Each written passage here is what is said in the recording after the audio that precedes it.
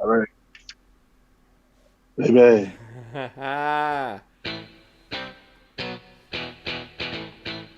What was his nickname that you gave him? Nene?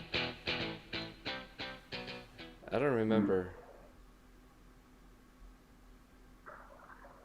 Nene? Gay? Well, it wasn't gay gay. Um, It wasn't no. that bad. I don't know what I gave Bebe. Oh, that kind of It was like May vibe. May. Ladies and gentlemen, welcome to the Jobber Report. It is the Wrestler in Profile Evening Conversation, also known as Wipe. Wipe. Well, we're here today to discuss. I don't even know if we just kind of talk about the superstars. So we talk about what we want to see. We talk about some of their history. There's plenty of YouTube videos about everybody's history and everything they did. We're just trying to stand out here and just profile a wrestler and not racially, just profile a wrestler. And yeah, well, dangerous Depends. words. Um, I was just wondering if the YouTube algorithm is gonna pick that up. No, oh, it's a joke. It's a joke. I feel like jokes are gonna start getting lost more and more, especially the bad ones. Only if you think about it too Yeah, I much. know, man. I sometimes overthink it. But we're profiling a wrestler, and today we have Cesaro. So, Cesaro. Claudio. Claudio. Yeah, what's his Like, name? I'm glad it's not. Claudio I'm glad he doesn't. Castagnoli. I'm glad he doesn't use his real name. Claudio. Claudio. And I don't know if we haven't had a Claudio, though. But we also haven't had a Yeah, Claudio Cesaro. with a chance of European uppercuts. Ooh. That was good. That was good. Thank you. Thank you.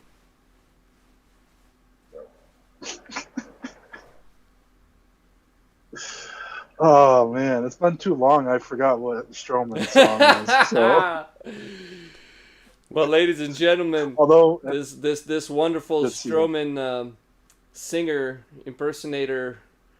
No, he's better than Strowman. What am I saying?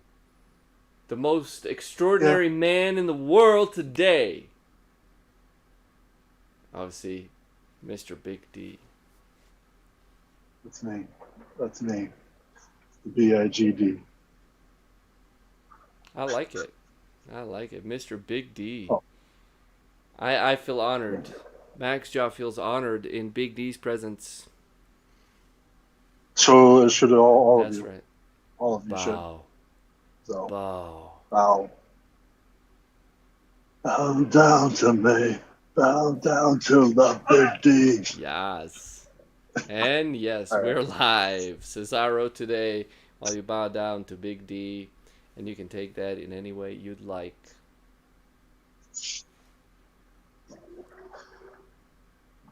And that's it. That's all we have to say about Cesaro. Yep, that's it. The new age, our new age jobber. It seems. Yeah. Yeah. Um, uh, That's a very apt way all of right. putting it, man. Cesaro seems to be a fan of the Jobber Report because he's been jobbing since I don't know when did he start? Since basically 20 years ago, I think, even more now. No, he was a big deal. He I is. He's wasn't. like I the mean, main event jobber. It's like what the hell? right. Well, he should be. He should have a lot of main events underneath him. Um, he doesn't. He doesn't. I don't know what it is. I mean, we've proven it, and we could prove it again and again with with a lot of his matches. That he is just top Woo. talent.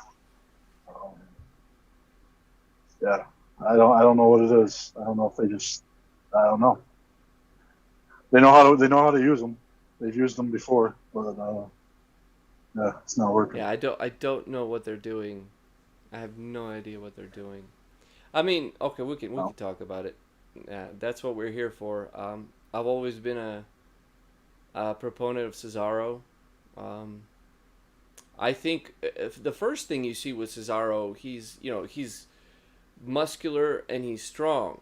Okay, so in that sense, he does fit that mold that you would think Vince McMahon would want or WWE would want. Um, but there's also the problem with being super strong too, like using strength as kind of your main claim to fame, if you will, because that's I think Right. that's probably one of the most wearing things to a wrestler is having to constantly be strong, like always lifting heavy weights, always having to keep that up might be very True. wearing for him. So or to them. So, but still, man, he's a strong guy. He's a good looking guy. Um, he is capable in the ring, and I yeah, they pushed him, and then they just kind of like bury him, and then they push him and they bury him a couple of times. Right, and it's not. It's really not like anybody that they're. I mean, if he's pushing anybody, it's really no like I don't know. It's just There's gonna be a lot of I don't knows with Cesaro. I have a feeling. yeah, yeah. I mean, I don't There, know. there is. I mean, just right now. I mean, him and Shinsuke are great, but they're way better used as solo. You know, like imagine like just one on one, even just Cesaro versus Shinsuke. Or, now we have like opportunities like with Big E as a singles competitor, and um, I mean, just even with the tag teams, it really hasn't. It's not like they've really been pushing anybody up with them. But they're also not being. I don't know that whole thing with New Day beating them and getting those titles back as soon as they returned. I hated that. Um, I don't. I feel that they shouldn't have lost the titles. I understand why they did, and I can't wait for these matches coming up with Street Profits. I'm excited for that. But yeah, he's not. He's Cesaro does what he does, and he does it good, no matter what it is that they ask him to do. And for the last 4 or 5 years, 4 years at least, it's been tag team. 5 years. Him and Jack Swagger, um, him and Sheamus, him and Tyson Kidd, uh, him and Shinsuke. Um, yeah, wow. I mean, that's just, and he's been a tag team champion with every single one of them, which that says something. I believe his last solo championship was that U.S. title back when 2014 or so, when he was still the Swiss Superman. He came out. He had a manager. I forget what Oksana, Oksana, I believe was yeah, her name. yeah. Um, yeah, and that's when I really first saw Cesaro. It's kind of like when I got back into wrestling. It was right around that same time where the Wyatt family was brand new. That's when Cesaro, I believe, was the U.S. champion, and yeah, he came out. He had his little jacket on. He had his little towel around his neck, and yes, he did the. But I liked it. Like I don't mind that. It looks like Um, a kid. Like when I watch it, I just spit on myself. I think it's like a tank gun. Like when it shoots. I don't know. I'm not really That's like, sure. Um, yeah, like I don't know, man. That looks goofy to me. Like I can't get over it. I can't get over that. it's It's just like, um, like Batista had that machine gun.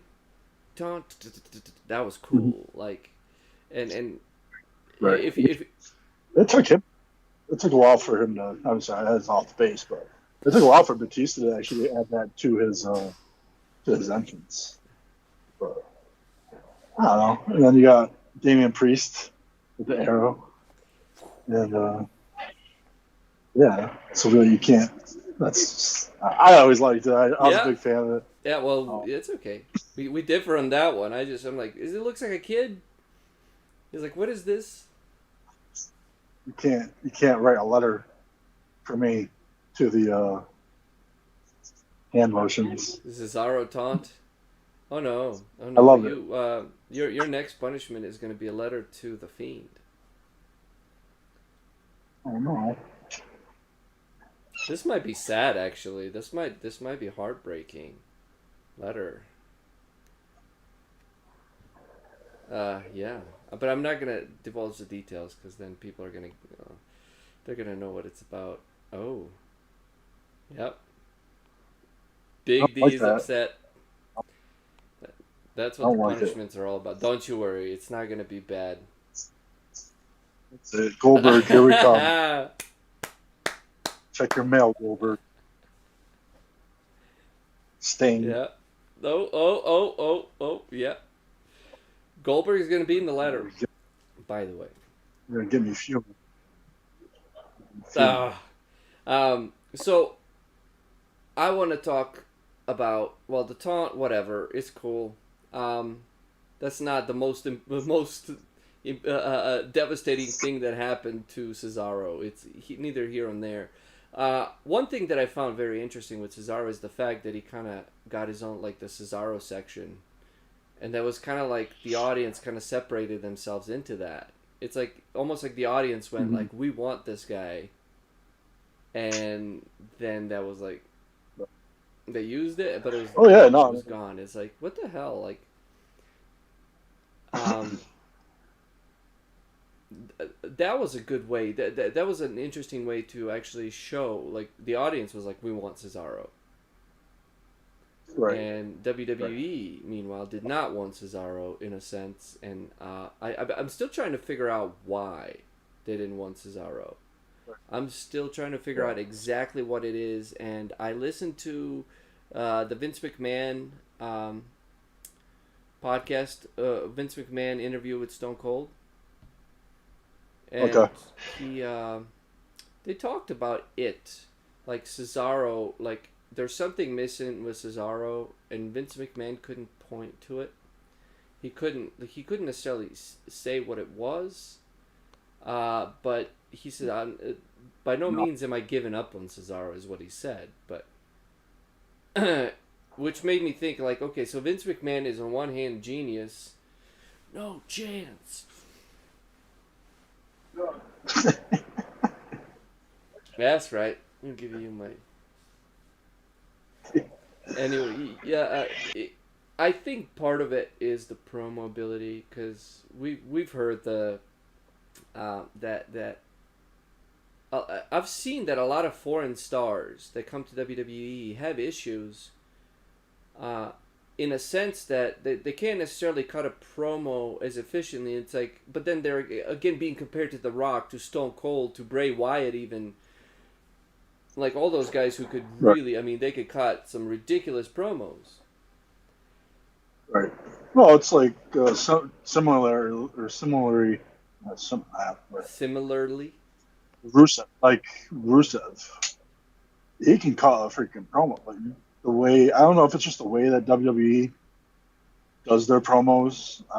And if it just seems like it's always seemed like anybody that's foreign that has an accent, they don't really let them speak much.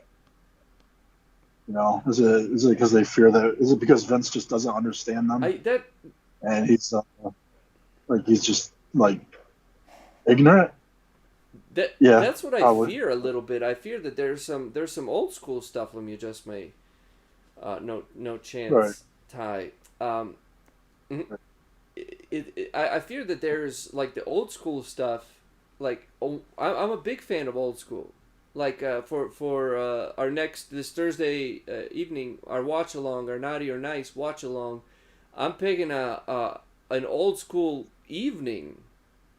And I want to talk Oh, about wrestling, like being aware in a wrestler being aware of the ring itself, and then also I want to. Maybe this will be a different thing, but I want to do an essay or maybe a conversation with you, see what you think, where you stand. But I don't think that the show of wrestling is about wrestling.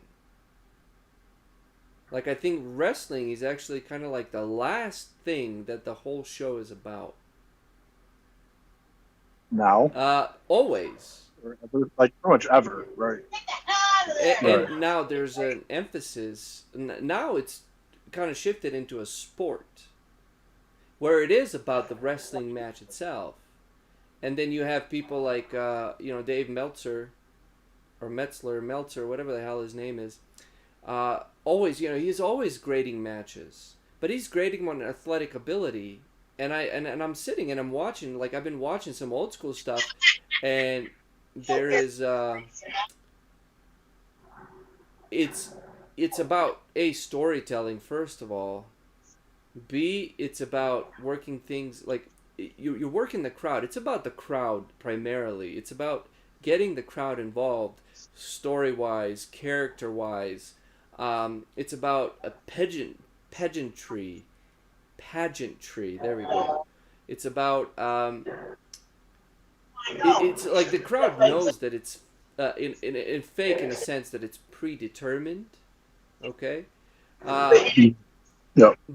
but that's it. Like people want to be taken into that, and like that whole showmanship, that whole storytelling part has become. It's so weird, man, because I keep seeing, like, I watched this Rey Mysterio promo, and this is all pertains to Cesaro here, but I watched, like, the whole Seth Rollins, Daniel Bryan that just happened promo on SmackDown, Okay. and it's the same Yep. thing. Like, it's kind of a same promo over and over again. It's Mhm. like there's that thing we talked about, the second level dramatic action and implying things and working off the character themselves has been kind of like, it's just like I'm angry and then I get pissed off Yeah. because you don't agree with me, and that's it. Like that just seems to be a continuous thing, which is why that whole Rey Mysterio story with Seth Rollins, where they tie him Mhm. up and the mom was there and they're playing that whole, like, like the whole time with Eddie Guerrero and not being your father or being your father, and it's like that was a storyline that was a little different, but it's of course it was different because it came from a different era that they just kind of used up, like they did really well. And this is not to say that whole WWE is doing this all the time. Like there's still some good stuff, like the Sami Zayn, the whole IC match at the last pay per view. That was great. Mhm. That was a story well told in the ring. So it's not like this is all the whole time, but there is a same thread like coming through, which is like these very quick decision changes. It's like they're Mhm. listening real time to, I'm not sure what the fuck they're listening to. Does that make sense? It's like, but they're adjusting on the fly, afraid to make a single mistake, and that's what the product seems like, and that's what, like, you can see with Cesaro is happening. It's like they push him and say, "Oh, you're gonna win the Enter the Giant Battle Royal," and then Yeah. we're gonna be like, "Okay, great." So we're pushing this guy, and then it's like, "Nope, we're not." Yeah. Right. Yeah. Well, they did that with even with Corbin at the time. He won the Yeah. Giant Memorial, and after that, they didn't do it. I mean, his actually ended up breaking. They broke it like the next night or something like that, and then it was just never around. Well, And yeah, so that whole thing is a crock of crap but anyway. that's supposed to be a great event, dude. That's supposed to be like, you just won the fucking Andre the Giant Battle Royal. Do you think if Andre the Giant was alive now and somebody wins that, do you think he's gonna be fucking happy? How do you think he's gonna react when somebody wins that and they're kind of slated to go to WrestleMania in one capacity or another, bigger capacity, and all of a sudden it's like, you're gonna be pre-show. Right. Right. Yeah. It almost seems like And Cesaro's been on more pre-shows than probably anybody on that main roster right Yeah, now. Cesaro is the main event jobber. And it's just so stupid. Title match after title match after title match. He probably has the most titles defended on pre-show. Like, I'm really curious now to look that up. Because I don't know. Is it the most titles defended on pre-shows? Is that a moniker that Cesaro has? I don't know, but I don't know. And it's like outside of the WWE, like I'd say like NXT, NXT UK. They put him in matches, and I would love to see him go to. And I know that would be like a downplay or something, but him in NXT UK would be amazing. He's done it. He's been in 2 of the takeovers, so 2 of the 3 takeovers he's had a match in the UK, and both of them were amazing. And Like that Sami Zayn one. This wasn't even UK. The Sami Zayn one you showed on 2 Naughty and Nice. So one of the Naughty and Nices we did for everybody that's listening. I forget which exact episode it was, but it was two weeks ago, I think, maybe even 3 now. But we did I'm gonna start having to number them. Yeah, 3 weeks ago. But Big D, sure. one of his pick was Sami Zayn versus Cesaro, 2 out of 3 falls match on NXT, which was just a not a takeover either. Fantastic fucking match. That was just a regular show.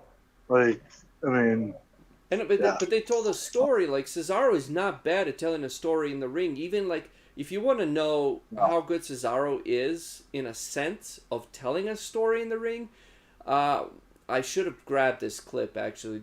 So I'm learning right now what I should have done. But when he went into the crowd and ripped up the beach ball. You remember that? Yep, so basically the audience, which this was like while he was with Sheamus, I believe. So the audience just got so bored at the event. Somebody brought a beach ball, and I believe there's more than one beach ball, but somebody brought a beach ball, and they were just bouncing. No, but they were paying more attention to that. And Cesaro just, and you hear them. He went into the crowd, dude. He risked of being ridiculed, but he went into the crowd. He fucking grabbed that beach ball and just ripped it up. The only thing he really didn't do well is he wasn't quite on camera ripping it up, like exploding it the first rip. So that was kind of, but as he was coming back to the ring, he was just tearing it apart. He's like, fuck this. And, this guy he's good in the ring, whether you judge it by how he wrestles, just the match itself, athletic ability, or whether you start paying attention to a storyline, or telling a story within the ring. And I think Cesaro has that. Oh, yeah. And I think he knows it, and WWE should know it too. But he's another one that the crowd's gonna love him, no matter what. Like the WWE universe has had his back since day one, pretty much. They know that how good he is in the ring. He's pound for pound the strongest wrestler in the locker rooms, which is true. So he's always. I mean, nobody, like, even when he was a heel with him and Sheamus, kind of to begin with, but it really wasn't, because they started that whole thing hating each other, and then they became friends, but never once were they like getting booed. So he does things like that, like with the beach ball, or he'll somehow cheat and try and get the crowd to turn on him a little bit. They just they won't budge. So No. use that to your advantage. I mean, if this guy doesn't get if this guy isn't a heavyweight championship, if he's not a heavyweight champion before if he does end up leaving, that'll be one of the biggest That'd be mistakes. like, personally, I would just say that this could be like the WCW letting Steve Austin go. Right. Oh yeah. And I Yeah. feel like, I mean, go ahead. I would follow Cesaro wherever he went. If he I left. would watch him. I thought about that last night. I was like Most sitting like, there like, most like there aren't that many wrestlers that I would say if they were to lose their contract with WWE and go somewhere else, I would probably go and watch that. I mean, I'd probably still watch WWE, but I would also watch wherever he would end up. yeah, So, I thought about it. It's like, um, hey, I wonder how it would be if he was in AEW. And I really have no, like, as far as what I've seen from AEW, which is not just a lot. But right, right. I Yeah, watched that one. Go ahead. Sorry. oh no, go. Um, I watched that match where they were like on the field all around the arena in Jacksonville. And it's like, are you Okay, yeah, fucking kidding me? Like, these guys are like, this is the same all, like, kick in the head type of wrestling, which is like, let's do 8,000 moves, don't sell anything. Like, they sell things, but they don't. Like, if you notice, like, how right, younger wrestlers are selling things, it's like they're in pain and this and this and this, but it's like they immediately get picked up. They're not even given the time to sell. Like, they don't give each other enough time to sell. It's like watching, if you want to watch somebody who was always too fast and people always told to slow down in the Attitude Era, would be Chris Benoit. Um, that was one thing that all like, and I just listen to wrestling podcasts, so I pick up like the back stories and stuff. But even Stone Cold was talking to Chris Benoit, telling him to slow down. He's like, you're going way too fast. Like, you're not giving people time to sell. Like, you would actually look better if you didn't just constantly go too fast. And you can see Benoit from the first time he got to WWE to, once he started competing for the championship and stuff. right. Well, that's kind of how I mean that's how WCW was for the most And I part. like WCW, so Um, what the fuck am I saying? yeah, so why aren't you in love with AEW? I feel like it's hokey, dude. I Yeah, can't, like, if anything, right, the WCW I enjoyed um, the showmanship, I mean, WCW had like 2 minute matches, minute and a half matches, and it was just boom, boom, boom. And like, the cool thing with them is like they had like the Nitro was a whole event. Like, Nitro wasn't just like we're watching wrestling. Like, they had Nitro parties. They had the cheerleaders, which, I mean, as a young male, you're like, woo, cheerleaders, but it wasn't even that. It was just like the whole show, the way they set it up, and it was quick, quick, quick, quick, quick. And this is part of where I actually like Vince Russo, so you probably shouldn't listen to a lot of things I say, or that should discredit me in some bits. But I liked some of Vince Russo's booking. I liked Judy Bagwell on a forklift, like that kind of shit. Like because at least what he did, he took the real beef between wrestlers and just amped it up to 11. A Spinal Tap joke right, reference. right, And I like that. I like the fact that even with Roddy Piper, like a lot of these interviews that they had, a lot of these promos they had were semi shoots, like shoot works. Like, it was really, really that was entertaining to me. I really like that, and that's part of what the Attitude Era in general had. They had some shoot stuff, like, and you knew about the background of the wrestlers, and you knew what was happening in their life, and then all of a sudden you had The Rock talking smack about it, or you know alluding to it, and that's when the audience would go like oh, or like ooh, like shit like that. And it's like, I like when John Cena has done that. It's not like this hasn't happened in the right, PG era. I remember him calling out Roman Reigns. And he's like, that's called the Oh yeah, promo, kid. and in right. John loved it. Cena, because that was I mean that was John Cena. So it's like now that was The Rock when doing his promos. I feel like that's when they didn't really have to try as much. John Cena John Cena was a killer on promo. We have It just flowed we so have easy. Tony in the house. Uh, Tony Tony T, T. what's up, Tony? Hello, Tony T. Thanks for coming Welcome by, to our Tony. evening of Wrestling Profile evening, also known as Wipe. We're talking about Cesaro right now. Wipe. Please continue, Big D. Uh, Sorry. no, it's all Johnson. good. Yeah, promos. It just flowed. It just flowed out of them. Um, I don't really know where I was going to tie this in with Cesaro. But I feel like if Cesaro's given a chance, he can do perfect on the mic. I'm listening. Because I watch Cesaro when he's not. I watch Cesaro when he's Claudio. Like, and he expresses his humor. He's one of the funniest guys that I feel like I know almost.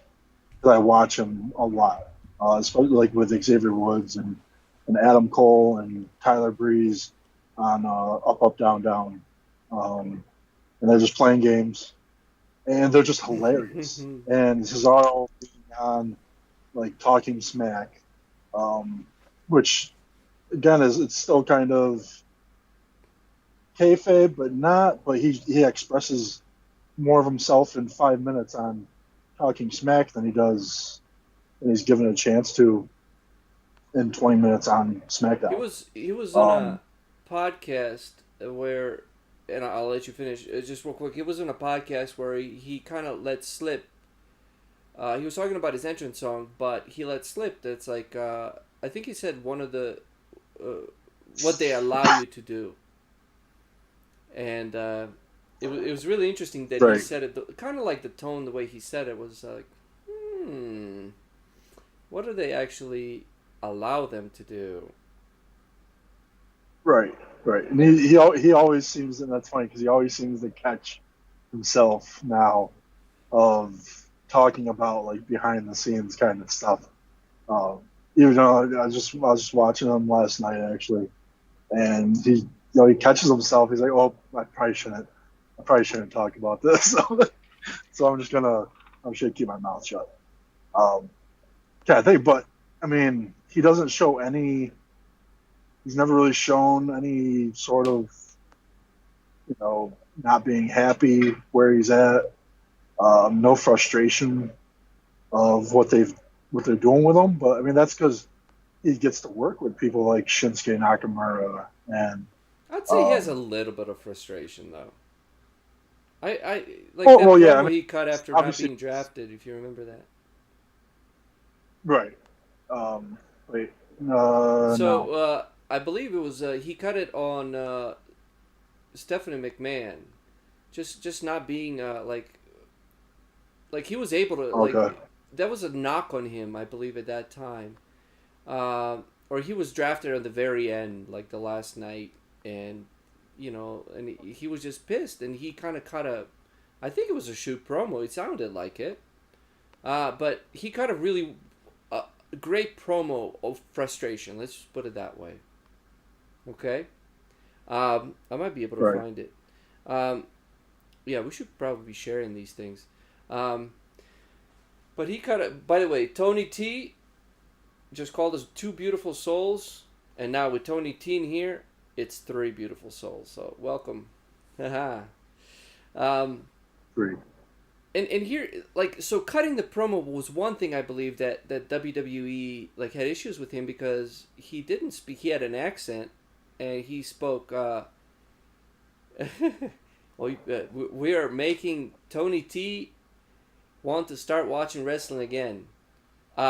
Well, I am. That's great. We should probably get paid for that, I think.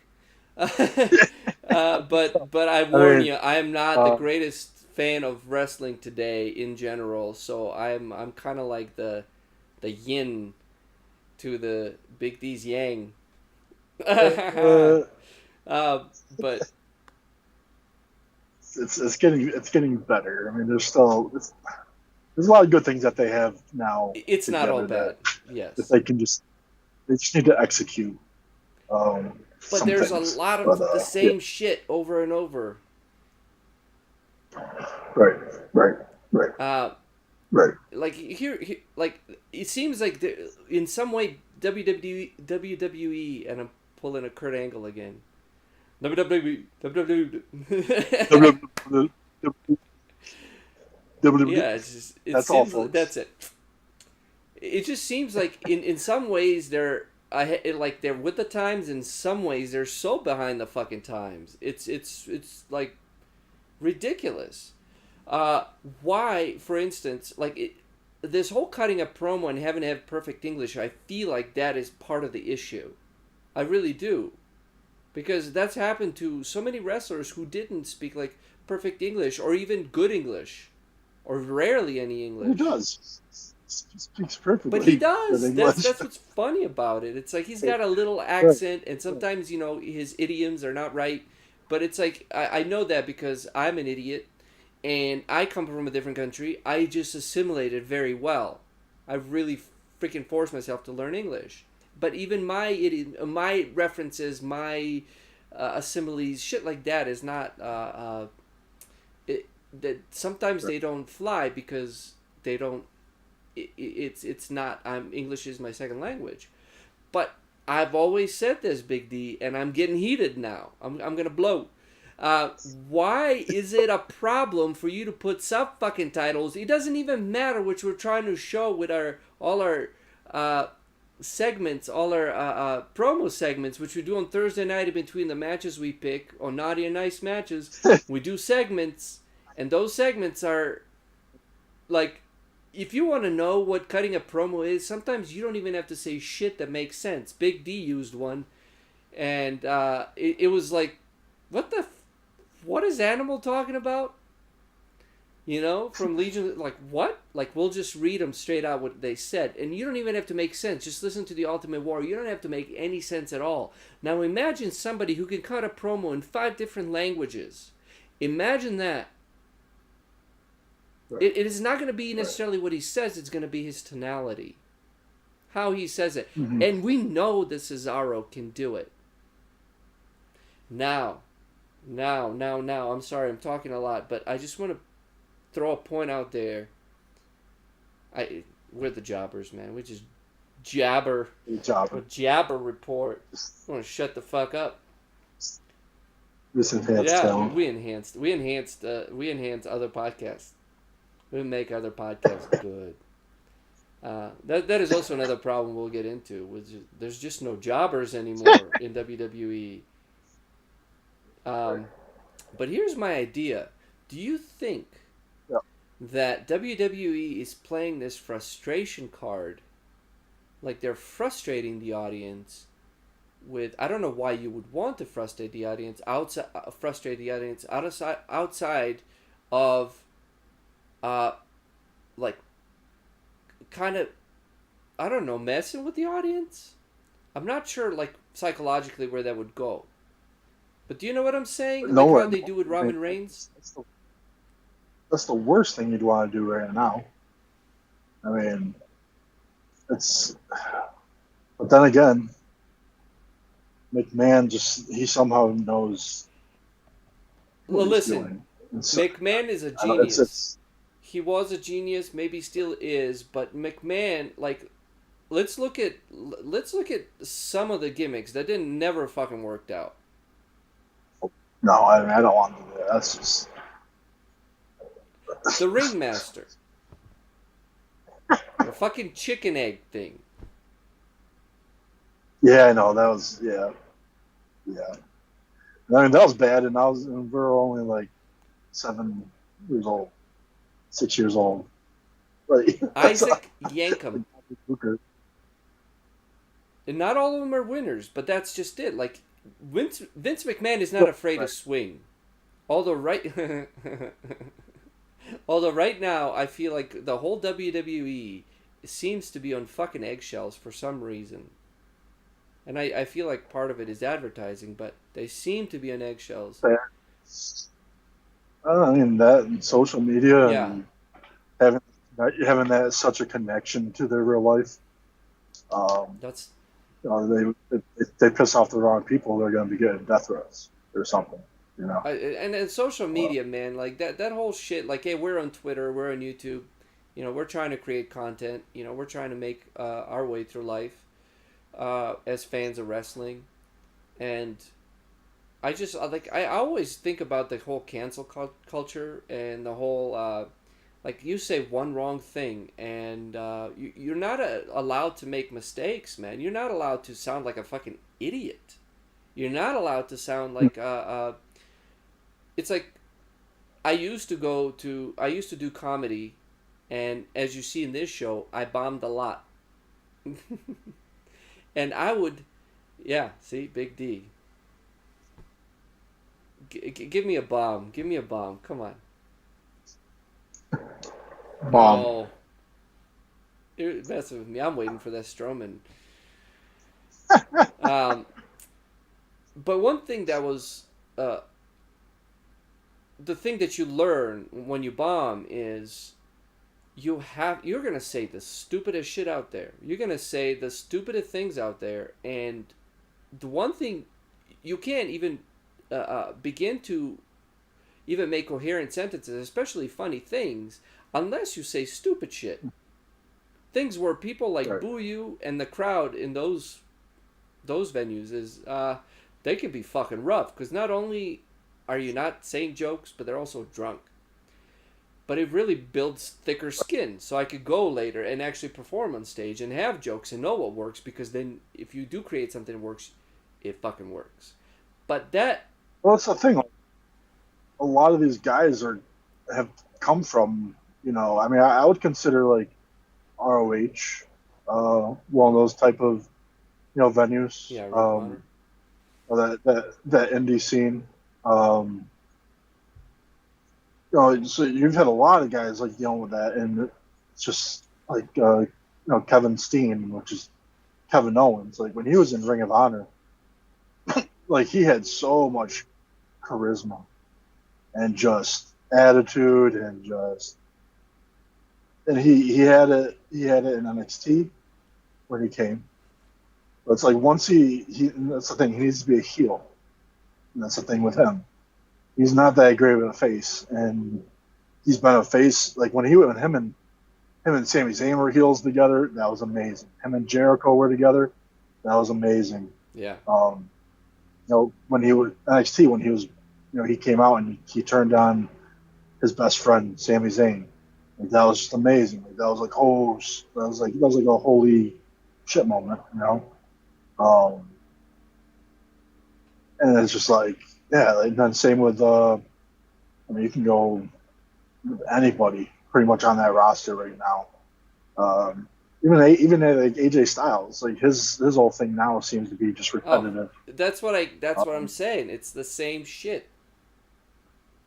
Um, right, right. by the way, Tony T says, "LOL, you gotta you gotta say stupid shit to become a genius." Yeah, you do. Yes, Um, that's the first thing for comedian. yeah, Um, you got to be willing to sound like a fucking idiot. But that's not even a comedian, just in real life. And you still may not right, become a genius. But like, uh, what if you say something very stupid, which is what you thought about, that could even be racial or sexist, or like it just all of a sudden it's like you are the worst fucking person in the world. We want you to end. We want to fucking kill you in a sense. We want you to be gone. We don't want you to make right, a living. It's right. like that is the whole premise behind freedom of speech, which I know some because I come from ex-Yugoslavia during a civil war, and I learned a lot about also Russian history. And I don't want to get too political, but you learn that once people start policing speech to an extent where you can't say stuff, And if the government gets involved in that, that's a dangerous place to be. And Hmm. if people are ignorant, you also or there's a difference to me between ignorant and ignorant. Like ignorant, you just don't know about something and you sound like a fool. Does that make sense? Hi. Uh, Just go ahead. You could. I would like the explanation of yeah, this. but it's about making Pages is she's at the door right now, just staring at me, smiling. She's admiring my Pages. suit. I'm naked under this, just so you know. So am Big I. D says hi. Yeah, she might come and say hi to us. But you basically you have to make mistakes. You have to allow for people to say stupid shit and not just ostracize them and throw them away, because that's the way you learn.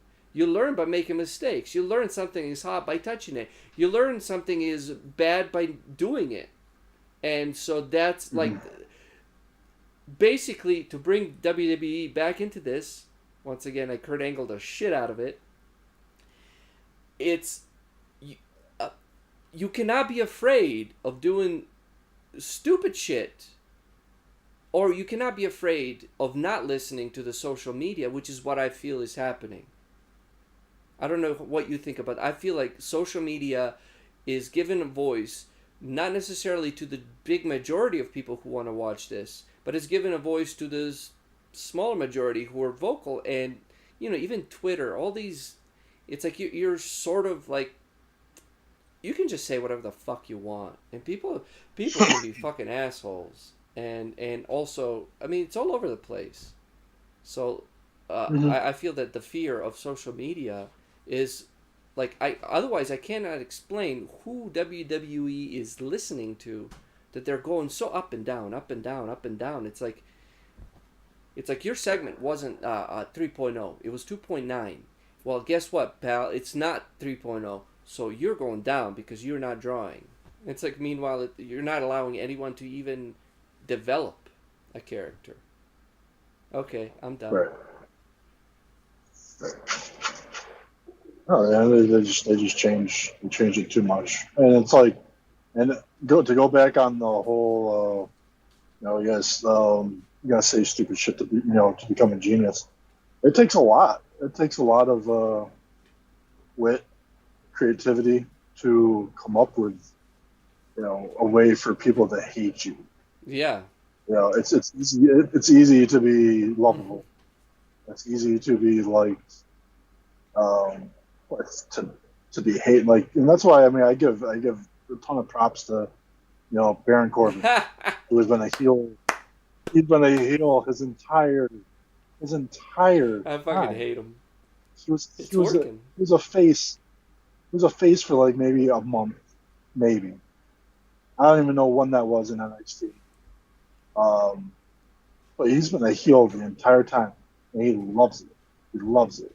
He's like, he just has that um, that competitiveness from being, college athlete in football, dominating,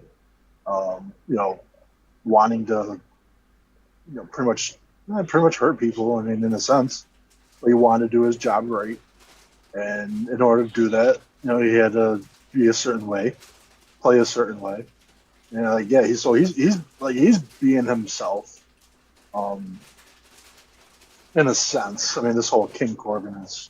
I don't. I'm done with King Corbin. I want the angry Baron Corbin. Just like, just with like, I don't know. It's just,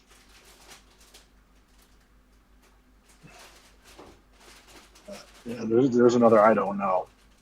We might have to count when we watch this how many I don't knows we had said.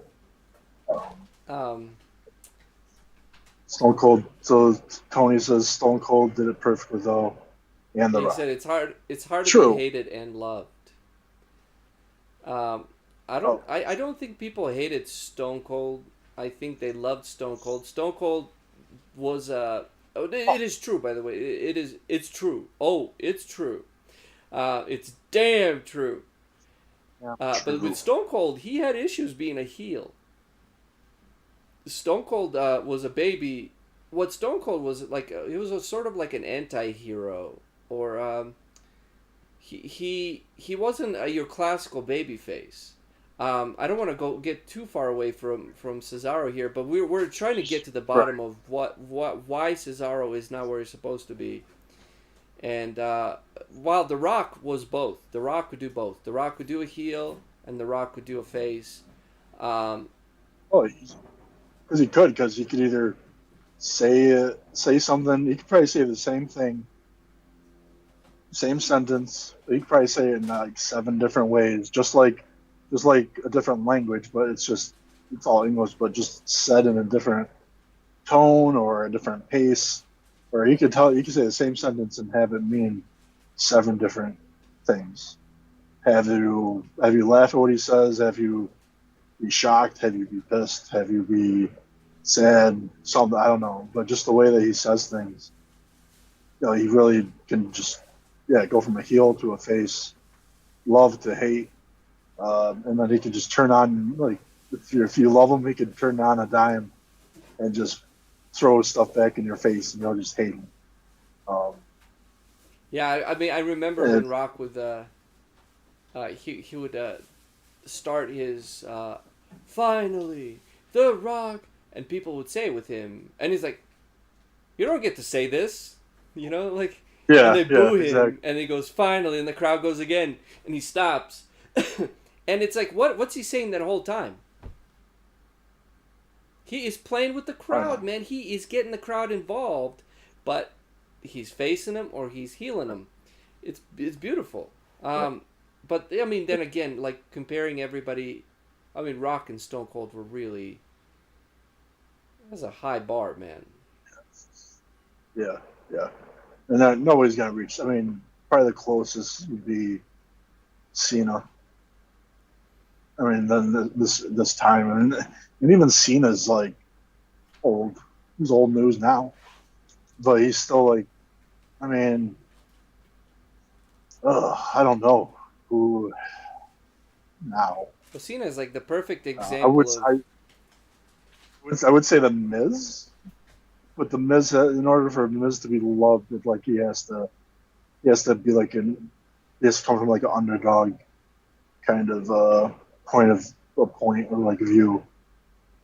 But I mean, as far as Mike, promo wise, Miz is up there. But yeah, I don't When know. I listened to that promo about Cesaro, I don't remember a ton of it. To be honest with you, I just remember afterwards going like, just being kind of like, yes, yes, Well, yes. we saw that with the when him and Shinsuke, um, right before they beat the Usos, uh, the tag titles. Um, when he went to Michael Cole and was yelling at him, um, about them, pretty much not getting that opportunity. And I mean, I do see them in the future getting those titles back. With this, I think they are going to end. Well, Street Profits don't have a streak anymore because their streak ended when they swapped those titles. But I think they will eventually take those titles off of Street Profits. And I think that's going to be a really good matchup. And it's like I want there to be a feud. Like that's the thing. I don't want just a matchup. I don't want just a good matchup. I want a good feud. But you're Like feuding a tag team with like two guys who would arguably like they could main event pay per views, including WrestleMania. Like I don't know about Shinsuke that much, uh, uh, but like I love Shinsuke's character. But that went to shit too. Like right. he had his debut and it was Because he wow. has I was like yes, beautiful, yeah and then all of a sudden it's just like nope. his debut against in NXT or the main roster. Which No, I'm one? talking about the WrestleMania one. Oh, okay, okay, gotcha. His debut in NXT, that was phenomenal as well. That was almost my match last week, but I didn't because there was another Sami Zayn. Aha. Sami Zayn seems the same, but I could have. It's still on my list, so it won't be this week. I already know what I have this week, but they just don't know because he has his own style. It's strong style. That's Shinsuke's thing. That's what he Yeah, but created. It's he's the a small man on a big campus now, even though he's tall. true, and that's why they don't know what to do. They don't know what to do with these Foreign guys. wrestlers, a lot of them, they Um, don't know what to do with. Why is that? right. I don't know. You're talking about like Lucha House Party. Don't know what to do. Um, Andrade. Don't know what to do. And we just watched Um, last week. Big D had a great thing on Naughty or Nice. He had a Andrade and oh Mario. Super Super Mario. Mario, Gargano. That was what a That's on fucking me. fantastic match. What a great match. I mean, I was just like, if you want to watch a good match, just go to our last week's Naughty or Nice, which was on October Sunday, so 15th or 14th. Our last October 14th Naughty or Nice, and check out the first match, I believe. Yes, the first match. No, the second match. Either way, check out both of them because one's very short and it's good. But what a great match, man! Watch along with us. It's a great match. We're picking out some really good matches and some like historic and what the fuck moments in that show. Um, Right. and we read promos for you to guess. Guess a promo. But now I just digressed and I didn't digress, but I lost my train of Um, thought. it's just like so you see these guys on NXT like um I can't think of his name now. The Cruiserweight Championship. Um, In it's like NXT. yeah. Um, yeah, I can't think of his name now. Yeah, that makes me mad. I hate because I forget people's I names do so easy. too. But I feel like they're gonna screw him up and um, not know what to do with him either. Oh Um, man, Tony T just said eventually y'all are going to have to wrestle each other live. Well, well, maybe for entertain, maybe for like money. Because yeah, uh, yeah, I don't want to lose. But like, if your guys are paying enough, I'll lose. I think it would be attacked. Like it would be now then, like Big D would be the wrestler, and I would just be mouthing off. I'd be like Jim Cornette, just running around with a racket, or get my like ass whooped. Jimmy Hart. Jimmy Hart. Just those guys take the bus bumps too. Oh yeah, I'll Um, take the bumps for sure. I'll be. but yeah, for some reason, there's just a lot of these. Like, and I mean, it's hard to say because like, and I guess maybe it's the size of the foreign people. I don't know. Yeah, So I'm but like, Cesaro looks you say great. Cesaro, he does, but I mean, he's not like overly, No, big. I he's mean, not. But he's the strongest. he's compared to what he was, right? He's strong. Here's the Yeah, thing, man. they I am. need to use them. I am To be not like. honest, I'm not inclined towards being gay. But I will admit when a dude like when they have a great physique, man. right, Like right, this is right, not knock on right. anything. Well, I mean, Like I'm just saying. Cesaro. Instead of like he always comes into the matches, he always wears jackets and then he has legs exposed. His oh yeah, legs are skinnier. Flip it. You know, I have a set of pants. This is how I should start every show. I have a set of dress pants that are stretch. They're like stretch dress pants. I mean, they look great. They're really dressy, but they stretch. Like they're very comfortable, but they look like dress pants, and they don't lose their creases or anything. oh And wow, I thought about like Cesaro would look fantastic. Just wear dress pants. But I'm getting ahead of myself here. But pants instead of the top. Because I mean, he looks, dude. He looks Right. like he can fucking kick some ass. He looks like a warrior. You know what I mean? Even though he's not like Right. gigantic, he looks like a warrior.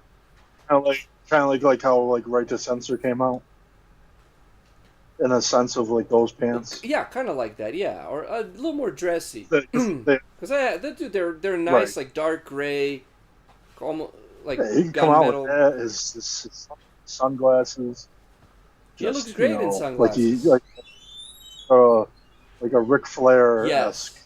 like old Flair, not in a row. Um, I mean, yeah, maybe that'd be perfect.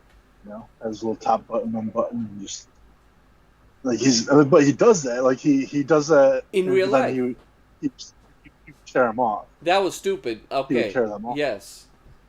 They So had that idea, yeah, he but always had a terrible suit. come on, that suit looked like shit. I know because you could always tell. It's like baggy, it's sticking But out. It's like my suit. Like I got to do this. Like, right, I mean, this suit sort of fits. Um, but it looked like shit. It looked like a tearaway suit. It looked cheap. And then he would just walk out and right, tear it. And it's like, what the fuck is this? What's the point of this? right, because he had like that whole like James Bond. I'm like, no, but I can see him as That's like a a great perfect That's a great look for him. Bond assassin kind of, you know, feel. I mean, just don't wear gloves because now gloves are a big thing now. I don't know if you Braun Strowman's wearing gloves now. Uh, it's just, uh, but no, like that'd be perfect. Like when I see him, I kind of think of like Hitman, like the movie, the video game Hitman. Cesaro. I mean, he was also bald. Um, but I don't know if that I was faces. choking I don't know myself. if you're choking yourself. Oh, you were. Hey, look at that. I was right. I didn't know if you were doing another I choke on bushwhacker. myself, man. I don't need Uh, anything else. I choke on myself. oh Hashtag boy. sex joke. Oh! Heyo. Hey, Ho hey. ho! Oh, ho. That sex joke's gotta go. Hashtag cancel culture. Um, But yeah, no. I don't know if this is. I don't know if this is just. They just don't know. I don't know, and it's hard to even give that. Like you can't give these excuses because they've done perfect with him. Like, so why can't they keep doing it? I don't know what they We listen always to. Like that would be an interesting thing to find out. like even now, like all right, somehow go ahead and make Yes, Tony. Yes. like somehow separate these guys, do another Shinsuke or not Shinsuke, do another like Cesaro, and then this is what I would love to. And then like I saw this when it first came back, and I was like, and I kind of like hinted a little bit, but separating Shinsuke Cesaro and having them going after the IC title from Sami Zayn because they were all together before Sammy took his time away. So I feel, and I mean, if you have them go at it, jeez, I don't know. I just lost my concentration. Yeah, I know it is. So the topic of Cesaro is frustrating, and you want to see Right. Cesaro go at the Intercontinental title. For right now, because I think, like, I just envision a Cesaro and Sami Zayn match again. Yeah, in WWE. But then Right. how would that be presented? Like I don't have faith. Like I watched some NXT, especially a little bit earlier NXT with you, and I'm like, this is fucking beautiful. This is fantastic. And then the newer NXT is kind of like, okay, is this a lack of talent? Is like the writing has changed even on NXT in a sense. It's still a little more edgier, which I like. Uh, Right. but I have no Well, that's why. faith. That's Like why none. somewhere. If you were, like I said, if they were going like NXT UK would be perfect. I mean, not only that, but that would also satisfy freaking Walter because Walter's dream match is Cesaro. Yeah. Cesaro. And then, I mean, you've seen Tyler Bate pick up Cesaro. I mean, Walter. Imagine Cesaro. See, like, I mean, he could do that suplex where he's standing on the top turnbuckle and Walter's on the outside of the ring apron, the hardest part of the ring. Pick him up, suplex him, and then boom, like, or even do the Cesaro swing with Walter, like that's something I would love to, and just imagine if like that was where that would kind of suck, but what if that's where Cesaro won the heavyweight title, the NXT UK Championship? I'd be fine with that because I mean you're talking matches with Pete Dunne, Tyler Bate, Ilya, whatever his name right now. He's the number one contender going after Walter. Cesaro had a match with him at a takeover, and that was a 5-star match, and that was just a come in and push this kid up, lift this kid up, and he did. Cesaro did but I mean, you could do another match with him now. Walter, there's just I mean NXT would be or UK, that would be awesome. That's where I would like salivate. Cesaro. Cesaro. Yeah, I'm just. So I'm gonna throw a couple of ideas I have at you, and then let's see what you think. One is, yeah, we don't. The jobbing, the enhancement talent in WWE is almost non-existent. I feel like, yeah, how like they do actually have too many stars in a sense. right, Their roster seems very like it's about the only game in town, really, if you think about it. right, And right, I don't know if that's causing any of the issues. It may. I just know that like one match, like one loss, and it's not necessarily about winning or losing. Like losing as a heel is fine, but if you're constantly losing, you're gonna lose credibility that you're worth something. And with Cesaro, as soon as he wins something that's considered of value, he loses. It's like it's a very right. very very quick change, and that's what's plagued him throughout his career. Especially like you winning the Under the Giant Memorial Royal Rumble, whatever. See, it doesn't even No. matter to me anymore because, like I said, what Oh would no, it's Andre the Giant say if he saw this? Like, he won this and right. now he lose. Like he would kick some ass. He's like, what the fuck? Like this guy's the Exactly. shit. Exactly. And not Right. having like talent lose to other talent, and this it's become a sports entertainment thing, which is very much like we're gonna show you all these flashy moves. We're gonna jump everywhere, all over the place. But meanwhile, a lot of the matches are like, well, they had 17 false finishes. That makes it great. It's like no, it doesn't. And that's why I keep going to the older wrestling to showcase those things, because, for example, Ric Flair had like 3 or 4 moves total. Okay, Right. you didn't see Yeah. Ric Flair jumping out of rings and like, Well, but the way he told he's the like story in that 64. ring, which is why I keep saying it's not about the ring, it's not about the wrestling. Sorry, go ahead. I was just making Oh, my I did joke. not hear it. Yeah, because it wasn't that funny. Ugh. I got to Thank do you. that for the first time. Yeah. Maybe it was funny. I just didn't hear it. That is always the So fucking. now, so when you mentioned the whole not enough jobbers, and this is what we brought up on this was brought up on Tuesday, um, when we were going over the draft and wrote down everything. So excluding tag teams because there shouldn't be any. Or there should be jobbers and tag teams, but there's not enough tag teams to even be able to do that. But I mean, going down the list of Raw, and I'm getting 5, maybe 6 jobbers. But right now, R-Truth he shouldn't really count because he's the 24/7. He's the 42-time 24/7 065 20 I-21 711 2020 COVID-19 champion. Uh, R-Truth is but I by got far the most entertaining character in that show.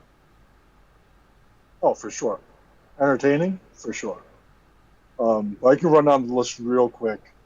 We got McIntyre, Lashley, R-Truth, Styles, Wyatt, Orton, Strowman, Riddle, Hardy, Keith Lee, Ricochet, Elias, Sheamus, Garza, Carrillo, Gulak, Tucker, Avocado, Titus O'Neil, Akira Tozawa, Riddick Moss, Arturo Ruas, and Eric. Now, minus the guys that are Monday Night or Monday Raw Underground, which is no more apparently. These are the jobbers that I got Would have out been of it. cool. Titus, Titus O'Neil, Carrillo, Garza. I mean, I don't know what they're going to do with him single, but so right now O'Neil, Carrillo, Ricochet. That's three. That's And they're three not jobbers. jobbers.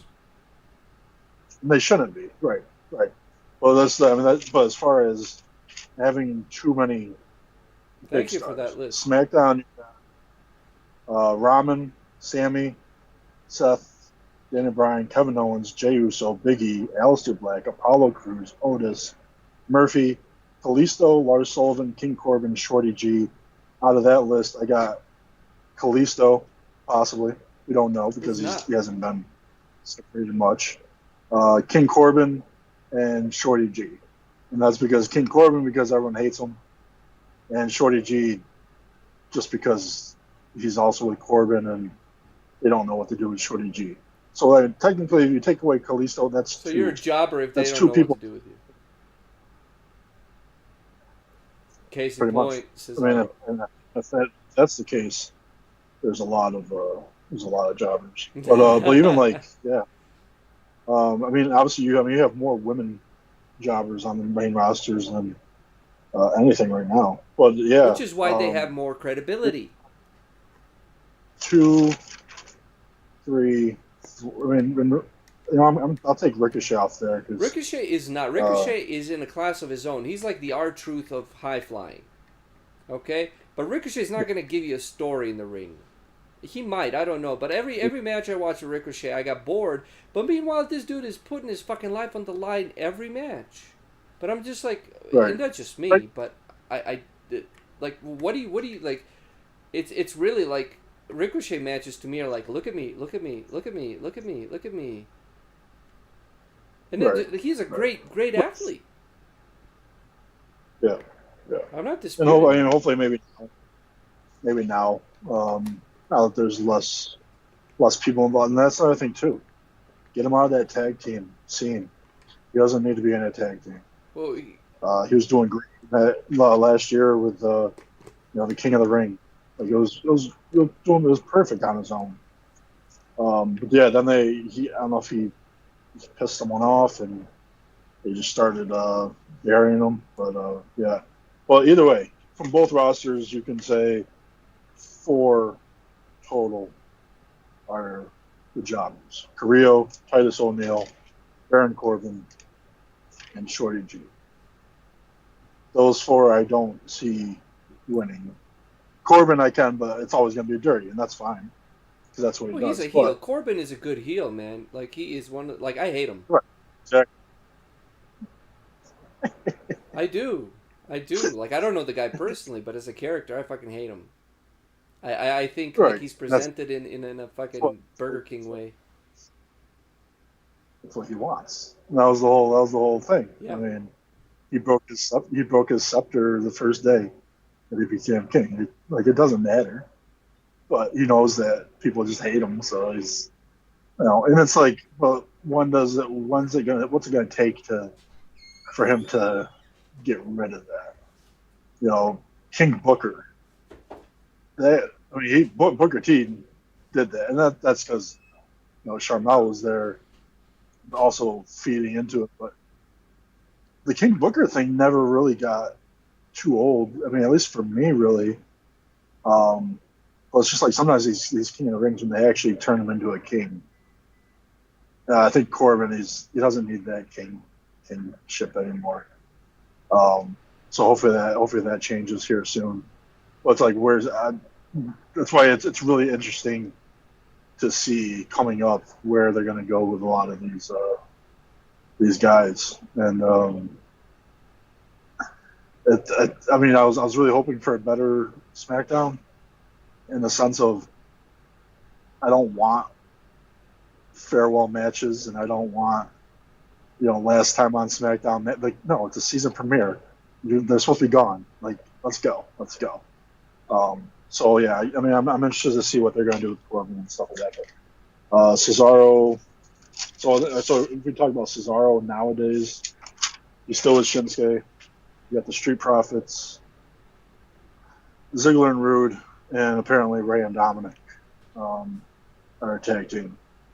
I mean, Ziggler and Rude, yeah, but I don't want him in a tag team. I would love to see and that's where we need Cesaro to be able to stand out and like make himself step away from. Well, if he does that, so that's instantly a feud with Shinsuke, which would be great. But it's just how are you going to do that in a realistic kind of way? Maybe that's where you have Shinsuke, turning on being the heel, which Shinsuke I think needs to be a heel, and like a real heel, which he's kind of hinted at before when he was going off on his separate ways and not telling Cesaro, when he about his match or not, whatever. There was like that little confusion that Cesaro had. And they were having that meeting when Sami Zayn showed up. So they have hinted towards that, which that would be great. And now that kind of would separate them and get Cesaro into a singles, Daniel Bryan. I mean, it's just where are these guys going to fall in place of top card, mid card, heavyweight title talk or intercontinental. And I mean, you put Cesaro on either one, but he needs to have a title shot. He needs to have a run with that title. Yeah, he definitely does. And your list on the jobbers, no, I mean, I think Cesaro is not quite there yet to be a cat without a belt. Does that make sense? Right. Right. And I picture that's where I think he'd because at least right now, because I mean you're looking like the Seth and Ray and Dominic and Murphy, and now you're heading Daniel Bryan into this. I don't know where that's going to go. yeah, I mean that's just they're so quick to change their storylines, man. You've talked about this. It's like boom, change, and it's like what's really kind of that whole like tag team champions, like, well, we're just gonna swap titles. No, that seems so fucking sloppy as fuck. Like, really? No. Have the Raw titles on SmackDown. Or whatever. Or don't give the titles to a specific show. Guys that have gone for over a year and Kofi for 5 months, 6 months, whatever it's been. Don't have them come in and win those titles that first match. I mean, now that for me that takes away like the credibility of do they deserve to be the tag team in history with the most titles? Yes, I think they do. But this last one, I don't think they deserved it. I just think that was just a cop-out way of, They just need to get just one title, just one tag team title, and that's it. That's all I want. All I want for Christmas. Just one tag team title. It's just one belt. Just just one big one. And, it's like bigger than the guy himself.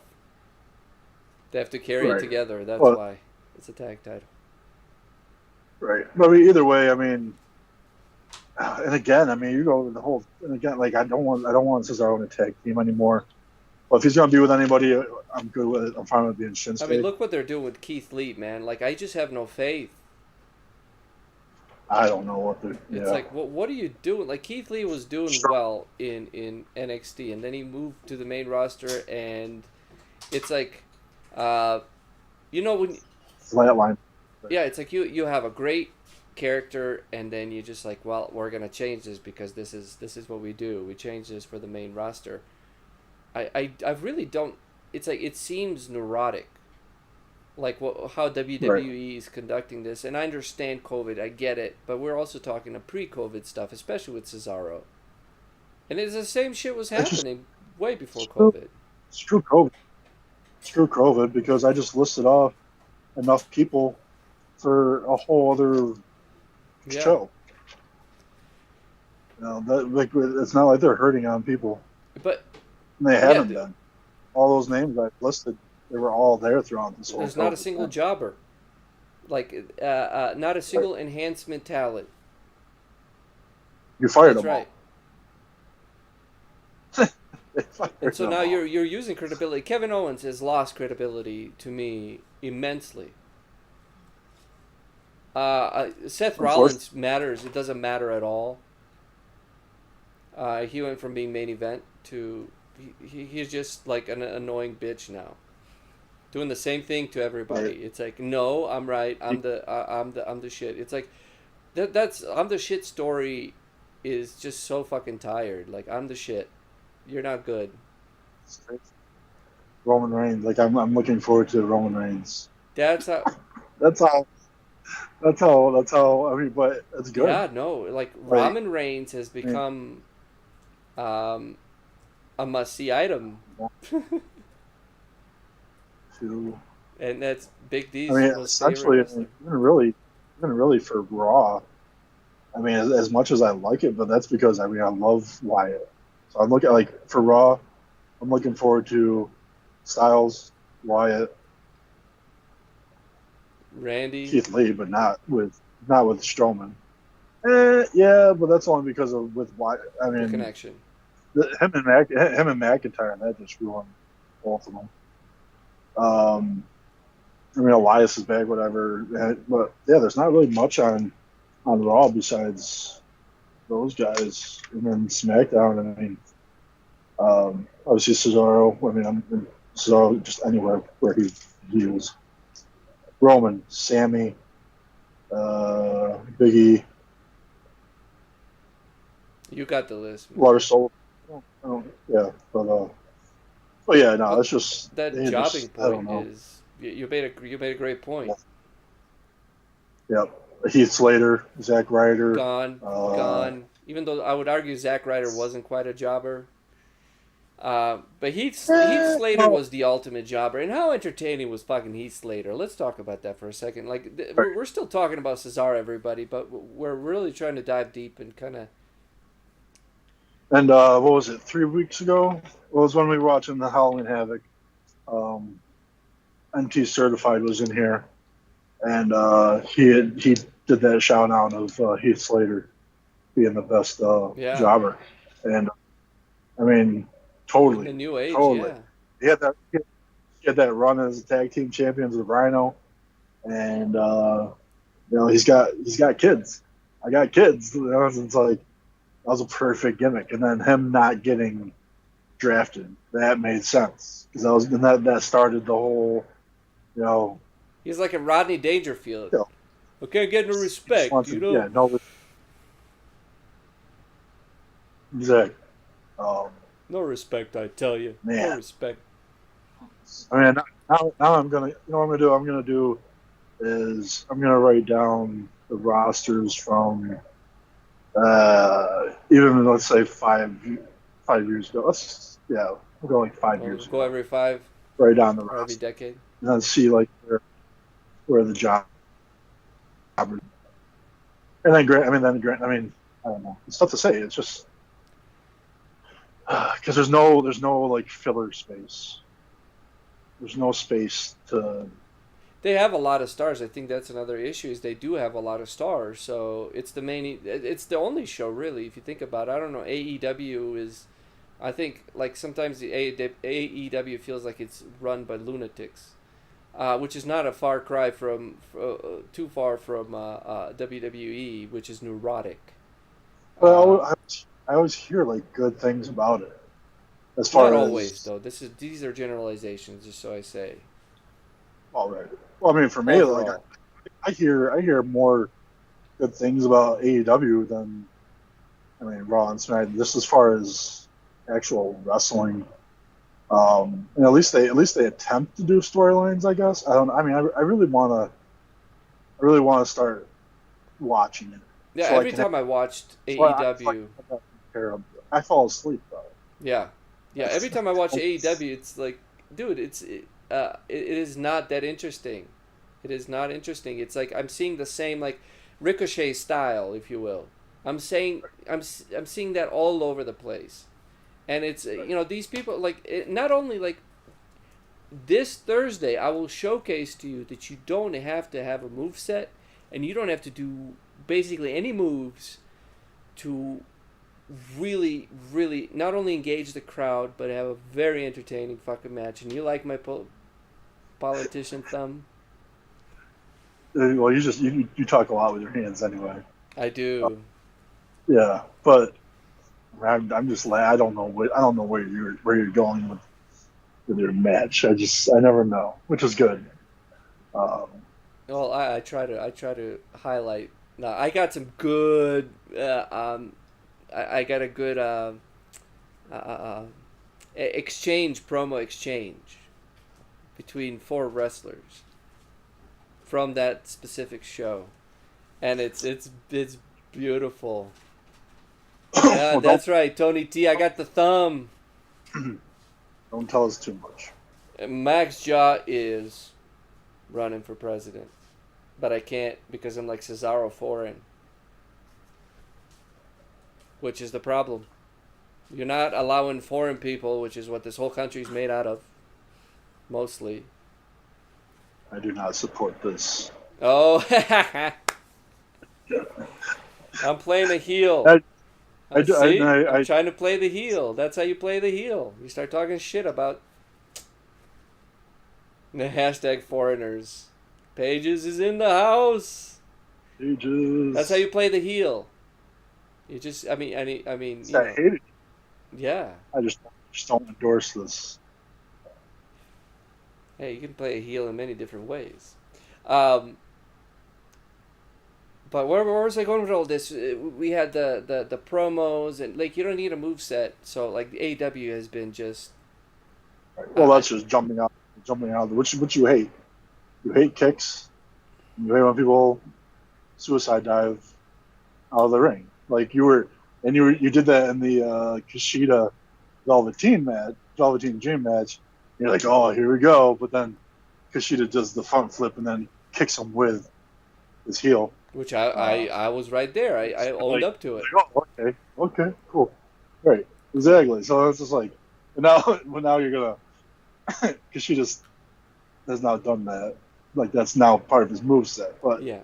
it's different. It's different. It's not, Um, but yeah, yeah. AEW is just so. I mean, like I don't see someone like Cesaro fitting in AEW. Well, I would also like to say that about Brody Lee, who was Luke Harper. Yeah. Um, Harper was great. I Yeah. mean, that match that we watched with the Wyatt family and the Shield, you know, he really stood out. He always has. Um, Yeah. I mean, I would love to see it, Cesaro and Brody Lee and Luke Harper. Um, it's like, so where do these, where, and that's just like, he's home. Like he's where he's supposed to be. So, you know, use him the right way. Have him be a champion. Have him hold on to it for a decent, you know, few feuds. And yeah, like, You know, everything that have said today is a generalization. in general, it seems like WWE is neurotic, in the sense that they start things and they stop them, and it's like I want to know what metrics do they use to make those decisions, because it feels like it's like, but then you have something like Drew McIntyre who is allowed to hold on to the title. Like, I mean, this whole time we've been doing the podcast is held the title just about since WrestleMania, WrestleMania. and Yep. like if I were to like listen to Vince McMahon when he talked about Cesaro, and just really kind of saying that basically that he was missing it. He was missing something. They can't find out what that is. Can't put their finger on it. I would say that that's They- what I feel like with Drew McIntyre. yeah, I'd definitely say something's missing with you for me. And it's like I would like personally I would love to sit and just sit with Drew McIntyre as just listen to him. Just pay attention to him. Not Drew McIntyre the character, but Drew McIntyre the person. And Right. see where like, because it feels like, and this is what I'm trying to get at with Cesaro. It feels like I gotta put some fucking WD-40 in that goddamn door. Every time everybody goes through it, you can hear it. I apologize for that. What was I saying now? It's the writing basically is what I'm trying to get at. It seems like they want to create their own characters. Okay, WWE wants to create their own characters, and it seems like most of those characters are so far away from like sincerity that they can portray, and some of them are not even actors. But like for instance, you look at Cesaro, and he's a good guy in real life. Like you listen to interviews, you watch him on podcasts. Cesaro seems, and he's just got that vibe about him that he's genuinely a good guy. Right. You know, and Um, that's, some people look like faces, some people look like heels. He looks like a bunion. I'm kidding. He's got that baby look to him. Even when he was like the whole "We the People" shit, like all that stuff was just like, I mean, what are they doing? Like, what are you doing? Yeah. That was awful. It's like I'm the real foreigner. It's like, give me a fucking break. I mean, you're trying to piss people off. Maybe that worked, but he's just got that baby look on him. Oh, it's because people know, because that's the thing, like people know where he already had a following. Like Yeah, that's probably what like everybody now is because wrestling is so bubbled. underneath a Un- microscope. Like Absolutely. as far as and then that's, I mean, again, that's just all social media. Like, I mean, back in the day, I mean, you had a new wrestler. Like, there's so many wrestlers that I knew their other gimmicks, but I didn't realize that they were like this gimmick, and I was like, oh, that's the same person. Like, they were able to do that a lot easier back then and actually have gimmicks. Well, this is Now it's why like, I refuse to. Sorry to cut you off, just real quick. This is why I refuse to know a lot about their backgrounds and who they are. And unfortunately, when we do all of these podcasts, we have to go there. But like primarily, like I don't want to know too much. I just want to watch the show. Like I'm right, predominantly well, basing everything off the show. in the sense of, you've seen them wrestle in other Yeah. places for so long. It's like, I mean, so you know what they're capable of. Well, so why are you fixing what's not broken? You know, why are you changing things in a way that they don't need to be changed? I mean, just like Matt Riddle, just like Keith Lee. Like, why are you not having and I, like, I can't even think of any male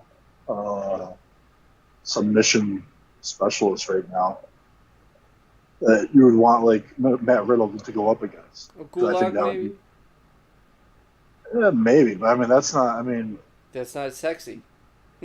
That's not exciting. It's like they're oh, kind of. it would probably be a great match. But I mean, but if we had, okay, let's say Dan O'Brien, but that's two faces. You know, you can't do that. Maybe it's more difficult. Maybe it's more difficult to be a heel today. Like It's people trying want to, you to get canceled or fired. if they hate you. Right. Does that make sense? Maybe that Well, is the issue. This is a good thing to think about. because yeah, I'm going through and there are like Gulak is probably the only submission guy.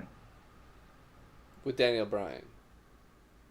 Yeah, but they're on separate shows, and Oh, Gulag is on Raw now?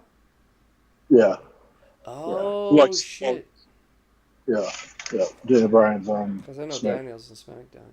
I But like the draft sounds like a cool thing, but it's just like it just seems like an unnecessary step. Like, I mean, I think it is. I mean, I think it is necessary. I mean, in a way to, but they just gotta do the right things. Like, but there's just too much. There's too much. There's too many matches. Too many feuds I can see. I mean, when you got over 20 single superstars on Raw, um, 8 women, 5 tag teams, uh, 12 women. Um, yeah, and that's a lot. It's just a lot of people.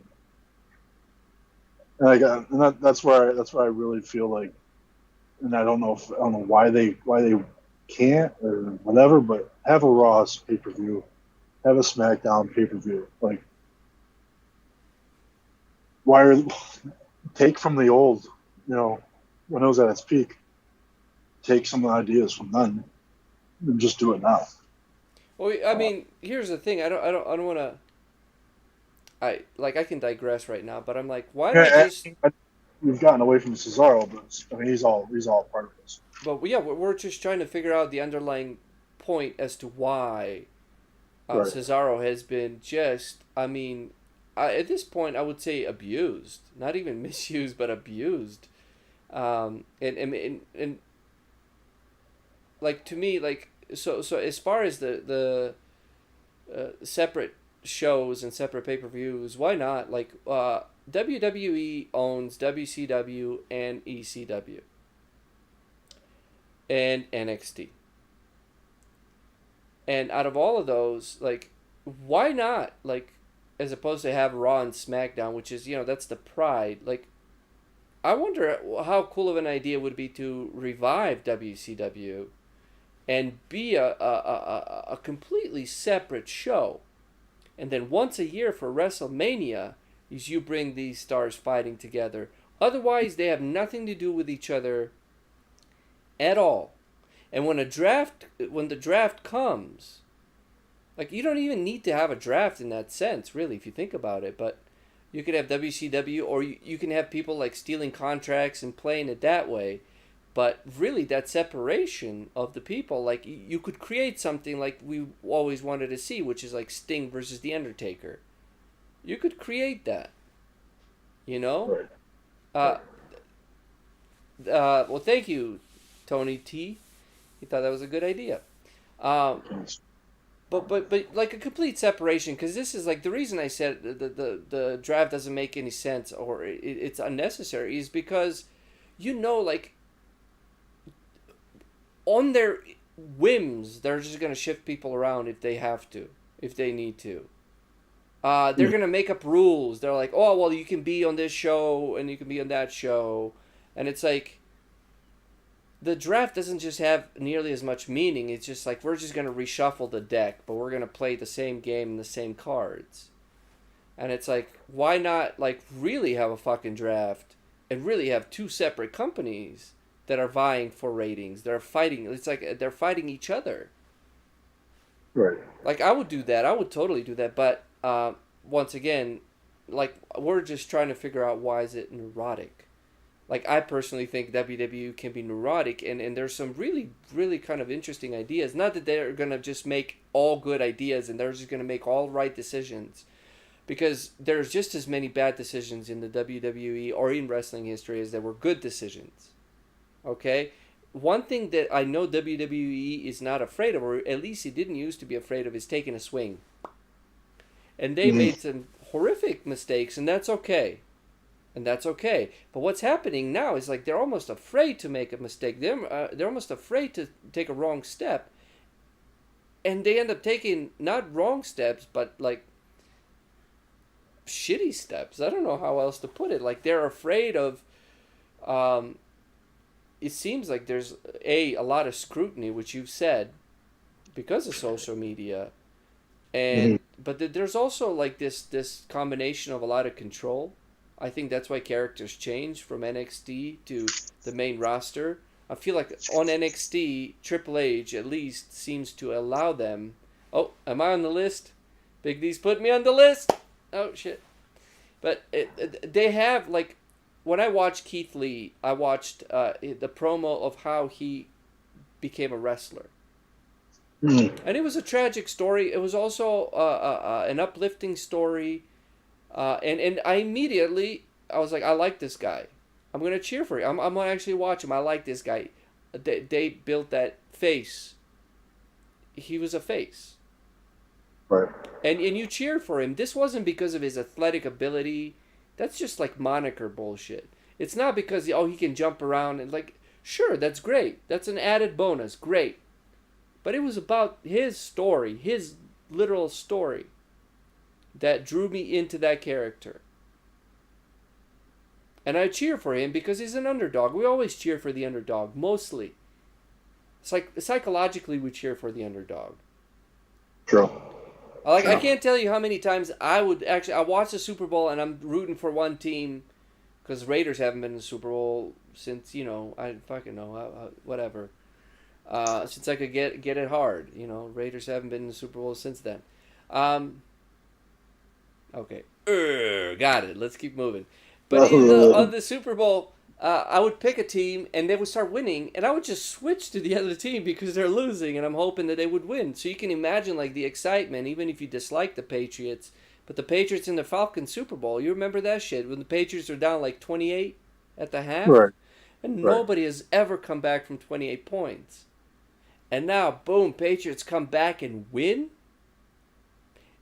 I don't care if you're a Patriots fan or not. Like, that was an exciting fucking game. You were in it. You were Right. either pissed or you were cheering because you're like, fuck yeah, I want to see this. We want the underdog to succeed. Now, Keith Lee was that character, even if they fucked around with his character a little bit in NXT, but he was still that character there. He was still the Keith Lee. He was still. He was a face as long as I could remember him. Right. I mean, yeah. I mean, it's like Look at the main roster. it's almost like a lot of these guys should be just join forces with Retribution. Yeah. Uh, Yeah. like for That would give you some being looked sincerity. over, being not used right. I mean, you can Yeah. just throw in Riddle, Ricochet, Keith Cesaro. Lee. Let's see, we did. It's probably for a lot. Gulag. Uh, Nakamura. yeah, so Nakamura. Excuse me. Not a lot, but I mean, who knows? Yeah, I just kind of did a real quick because I was looking to see. I was looking for something, so I didn't find it. But I ended up going through this whole, at least on Wikipedia. But yeah, besides that U.S. title, he has been with the tag team, and it's just, I don't know, like they're doing it with Big E. So Thank you, Tony T. this is oh, sorry, I'm not looking at my No, comments here. it's okay. Is he leaving? Thanks, yeah, Tony T's stepping off. Thank you, Thank you. Christine. Thanks for being in the chat. Thank you, Pages. Pages is in there talking smack too. Definitely, thank Tony you. T. Hope you enjoyed it, man. Appreciate you, man. Thank you, thank you. We're gonna turn Tony T into a wrestling fan. WWE. WWE. WWE. Did I get it right? WWE. WWE. Thanks, Tony T. I appreciate it, Tony. Thanks Tony for calling. T from WWE. I'm sorry. I did not mean to cut you off there, but it's Tony T's fault. You didn't. Well, it's just I couldn't see the tournament, so thank you. It's working. But anyway, yeah, get Cesaro out of the tag team picture. That's it. Just have him do a single. uh, Um, well, we're sort of nearing. We got about 50 minutes to our 2 hour mark. So, uh, do we want to? Would you? Do you have like? I have an idea. This is why I wanted to talk about Cesaro. I have an idea of how I want to see him. And I know this is fantasy booking and this is shit. And we try to talk about like there's just something going on with this main roster business where people just get changed and it's like they turn into characters like caricatures. right. It's like because it's like they're still treating NXT like as if it's still like a true development, like true developmental. It was, but then the talent was so good that it didn't become so much developmental as it did its own brand. So you know, create create something else then for developmental. I guess I don't know. I mean, even the NXT roster that's getting bigger and better and more crowded. Um, so that's I mean, really. I mean, it's tough to say like to make another show. I mean, that's a lot. I mean, I, I don't know. It'd be just like All I want to know is why. Well, I guess this is a good thing. By why did Leon Ruff not get drafted? But it's probably a good thing because he needs to be everywhere. NXT. Well, that's the thing. Like He was on SmackDown too. Ruff hasn't been. Well, yeah, against when Sheamus was going on his tirade. That's probably the last. He's right now. He's the. I don't know. They weren't including NXT in the draft. And I guess he's technically NXT. Um, I mean, listen, that's why it's like, why have these separate shows and all this hoopla about the draft when you can just certain people can just go anywhere. It's like well, yeah, and that's just that stupid rule. yeah, it's like Each quarter you can, 1 quarter a year you can go to whatever it's roster. like listen, I'm okay with some rules, but too many rules kind of ruins the game. They don't really follow any rules though. They don't, but that's just it. But they throw the rules in, but they don't follow any, and it's like then you have referees and they don't follow the rules of the match, and sometimes they do, and some it's like Right.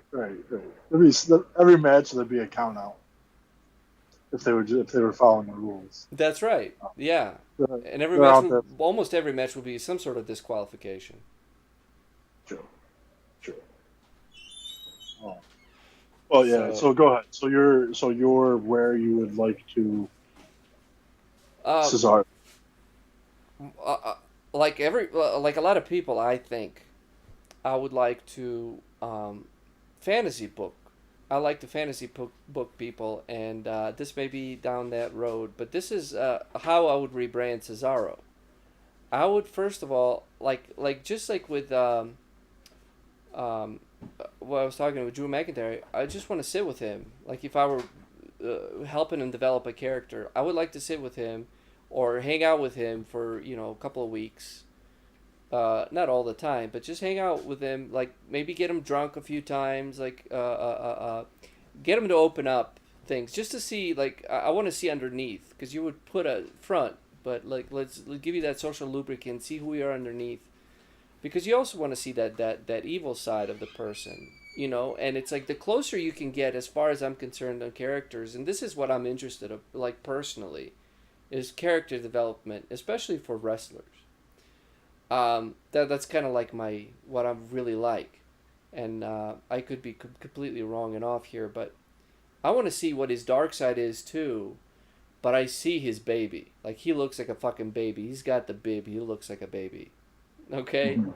Um, what would I do? Like I would want to build him almost like wrestle in like dress pants, but those stretchy dress pants, and constantly topless. I know this all sounds weird, but he's got a good physique, and the glasses. He's got the glasses. He's got the aviators, and he dresses nice. He really does dress nice. Have him be like like one of these like 1% type of characters, like uber rich, although he is humble. Oh no, my camera's dying. Somebody's using the microwave. Um. Oh shit. Of course, right now when I'm talking. Oh, that's okay. Sorry guys, I apologize. Oh my gosh. Um. Well, there goes that. Ruined all of it. Ah, son of a bitch. But never mind. Ah, fucking bullshit. God damn it. Okay, I got a picture of Cesaro up from our over my fucking. Cesaro.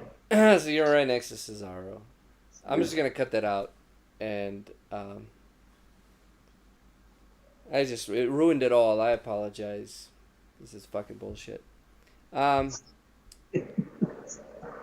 um, okay. I would just literally make him into. I would make him into 1%. Like he's this like just rich European guy who flies jets and is about competition, and he's strong as hell, and he's likable, and he cuts promos in different languages, you know, but he's sort of like just kind of like you don't matter, like I'm in this to prove it to myself that I can beat everybody type of character, and yeah, just always just tell everybody that he has a jet. You know, like what do you have that I need outside of, like, you don't matter to me at all. What I'm trying to do is I'm trying to prove it to myself that I can beat everybody in this world. And it kind of goes into that, like he's almost like a sort of like, I don't need money, I don't need accolades, I don't need belts, I don't need any of this shit. I'm just trying to prove to myself that I can be the best in the world. And go out and be strong, work strong, and not lose often, if at all.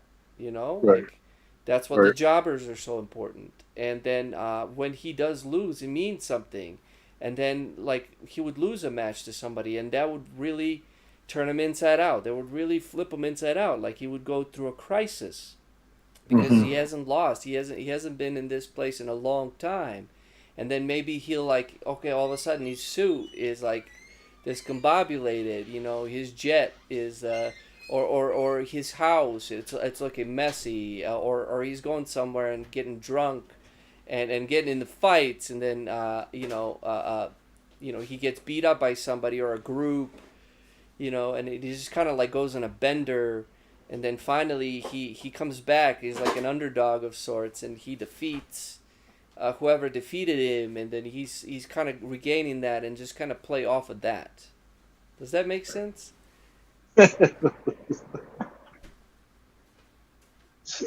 Okay. Like that, like I'm I also kind mean, of winging yeah. it on the spot a little bit here too, but like I thought about this. I'm like, he could just be like, I'm better than you, but Right. not in the sense of like where people hate him. They might hate him, but he's just like, listen, I don't like, I'm not in this for anybody else. I'm in this for me. I'm here to prove this to me. Fans, all of this, if they like me, that's their thing. It doesn't matter. Um, I don't Right. care if you boo me. I don't care if you cheer me. Um, I'm here to like kick ass and chew bubble gum, and all I have is expensive bubble gum. Like what are you gonna give me? Like WWE, what are you gonna give me? Millions? I have that. What are you gonna give me? Accolades, recognition. I don't need that. The only recognition is that I need is to myself. Right. You know, like it's that kind of that sort of character. Paige is just poetically snapping. But yeah, that's how I would book him. Like I would have him fight, and like he just wins. He's a strong man. You know, he wins. And if he loses a match, it's like, oh shit. Like okay, like he's studying them. Like you show him, like he's just really like this is not gonna happen again. So now we take that next step. And, like, Uh who would you want him to say feud with, or even like how would it be like an open challenge? Like he just, does he pick the fights, or does he just let someone else I come in the I fight?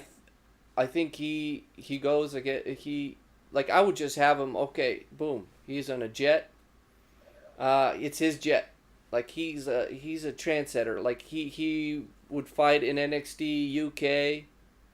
You know, he will go there and he will fight there. Oh, fly all over. Yeah, well, not Balor. I mean, yeah, like he would just be like, hey, like for instance, like I think Cesaro and Keith Lee could have a good feud. Right. I think Cesaro, like right now, Cesaro can challenge. He challenge Drew McIntyre. I think Cesaro could. So the way I would set it up, like I don't want to go too much into fantasy here, um, but I would set it up where all of a sudden Cesaro is it's his own character. It's him, and we're showing him in a plane, like those vignettes that we rarely ever see anymore outside of like literally the arena or inside the fucking arena. Right. Do you know what I Right. mean? Right. And it's like all of a sudden it's a vignette. He's arriving from a plane, nicely sharp dressed man. Coming off the plane, and he cuts a promo. And what does he say in that promo? He's like, for a long time I've been a kind of like a battering ram of the WWE, but that's not who I am. There's no one that can fucking beat me in this world. And I mean the world. I've traveled, I've been to Japan, I've been to Europe, I've been to Australia, and I've beat everybody, Mhm. you know? And this is where the best of the best are supposed to be. As right now, who you have crowned? You have Drew McIntyre. Drew McIntyre is your champion. And he's like, well, you know what? I've never faced Drew McIntyre. I was like, I can beat Right. him. I know I can beat him. Like just that kind of Right. cocky, like, Right. I'm the greatest. I can beat him. And he's like, I issue a fucking challenge, and I mean that with an F. All right, that's it. That's it. I issue a challenge, and then start building him up in a sense of vignettes where it's like, I have to prove myself to me. Like that's it. Like, well, what do you got for me, WWE? You gonna give me millions? I got that. What, are you gonna buy me a jet? I got that. What, are you gonna make me famous? I don't care about that. The only person I care about is me. Mhm. Proving to myself. You Right. can cheer me, you can boo me, but this has to be delivered from his language, and maybe he's not that kind of character, and that's why it's important to talk to him. But this is how I see him. I see him as like, he's a strong man, he's a good looking cat, and I took that from Stone Cold. I listen a lot of Stone Cold, but uh, he can be the sharp dressed man that's just, he has proven himself to himself, and none of it matters, and he doesn't care. Right. And like he could be a nice guy. He doesn't have to be an asshole. Like he could be an asshole, but he's just like, there's nothing that you can give me that I need. So everything that I'm here for is for me. Does that make sense? And that might not even work as his character, but I would definitely take him somewhere where it's like rare air, and really try to build him that way.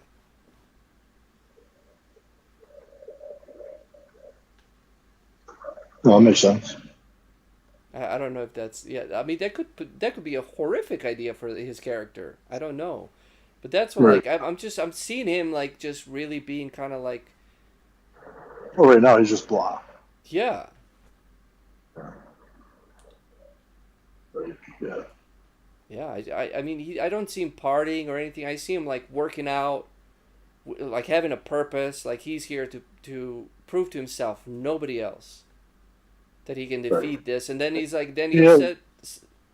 he'll beat somebody and set his sights on like the Fiend, and he could never get past the Fiend, and that's what drives him fucking crazy.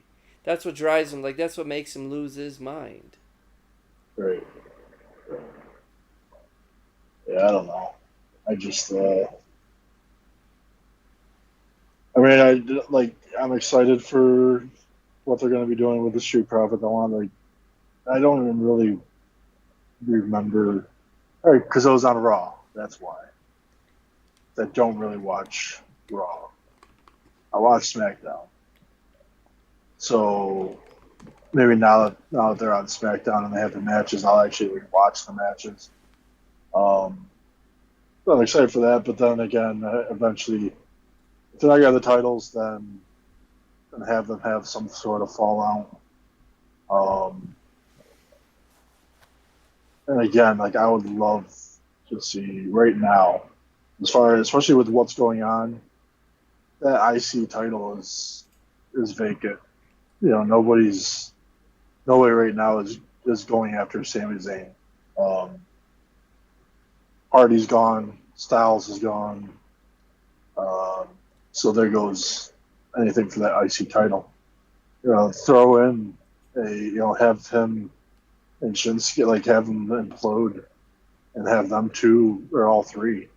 I mean, I would love to see a triple threat match between them, and then have Cesaro come out on top and have him be the, like you said, just that that's when you like transform into this. You know, I'm the best, and there's nothing you can do. Like, I think you'd be a great Intercontinental title champion. Um, but then again, I definitely wouldn't mind seeing him, like I said earlier, going to the UK. That's a great idea. That's a great Because idea. and like I really think then he could have that use his global power. Use the fact that he's well, they call him the Swiss Superman, but he's like he's German. Um, And Italian. but have him use uh, that international power. Yeah, he's more like a Um, trendsetter than he is a German Superman. Like he is a super or a Swiss Superman. I mean, he right. is, but that's his thing. It's like, But his fighting style is more UK, more NXT UK style, in the way that they have their matches.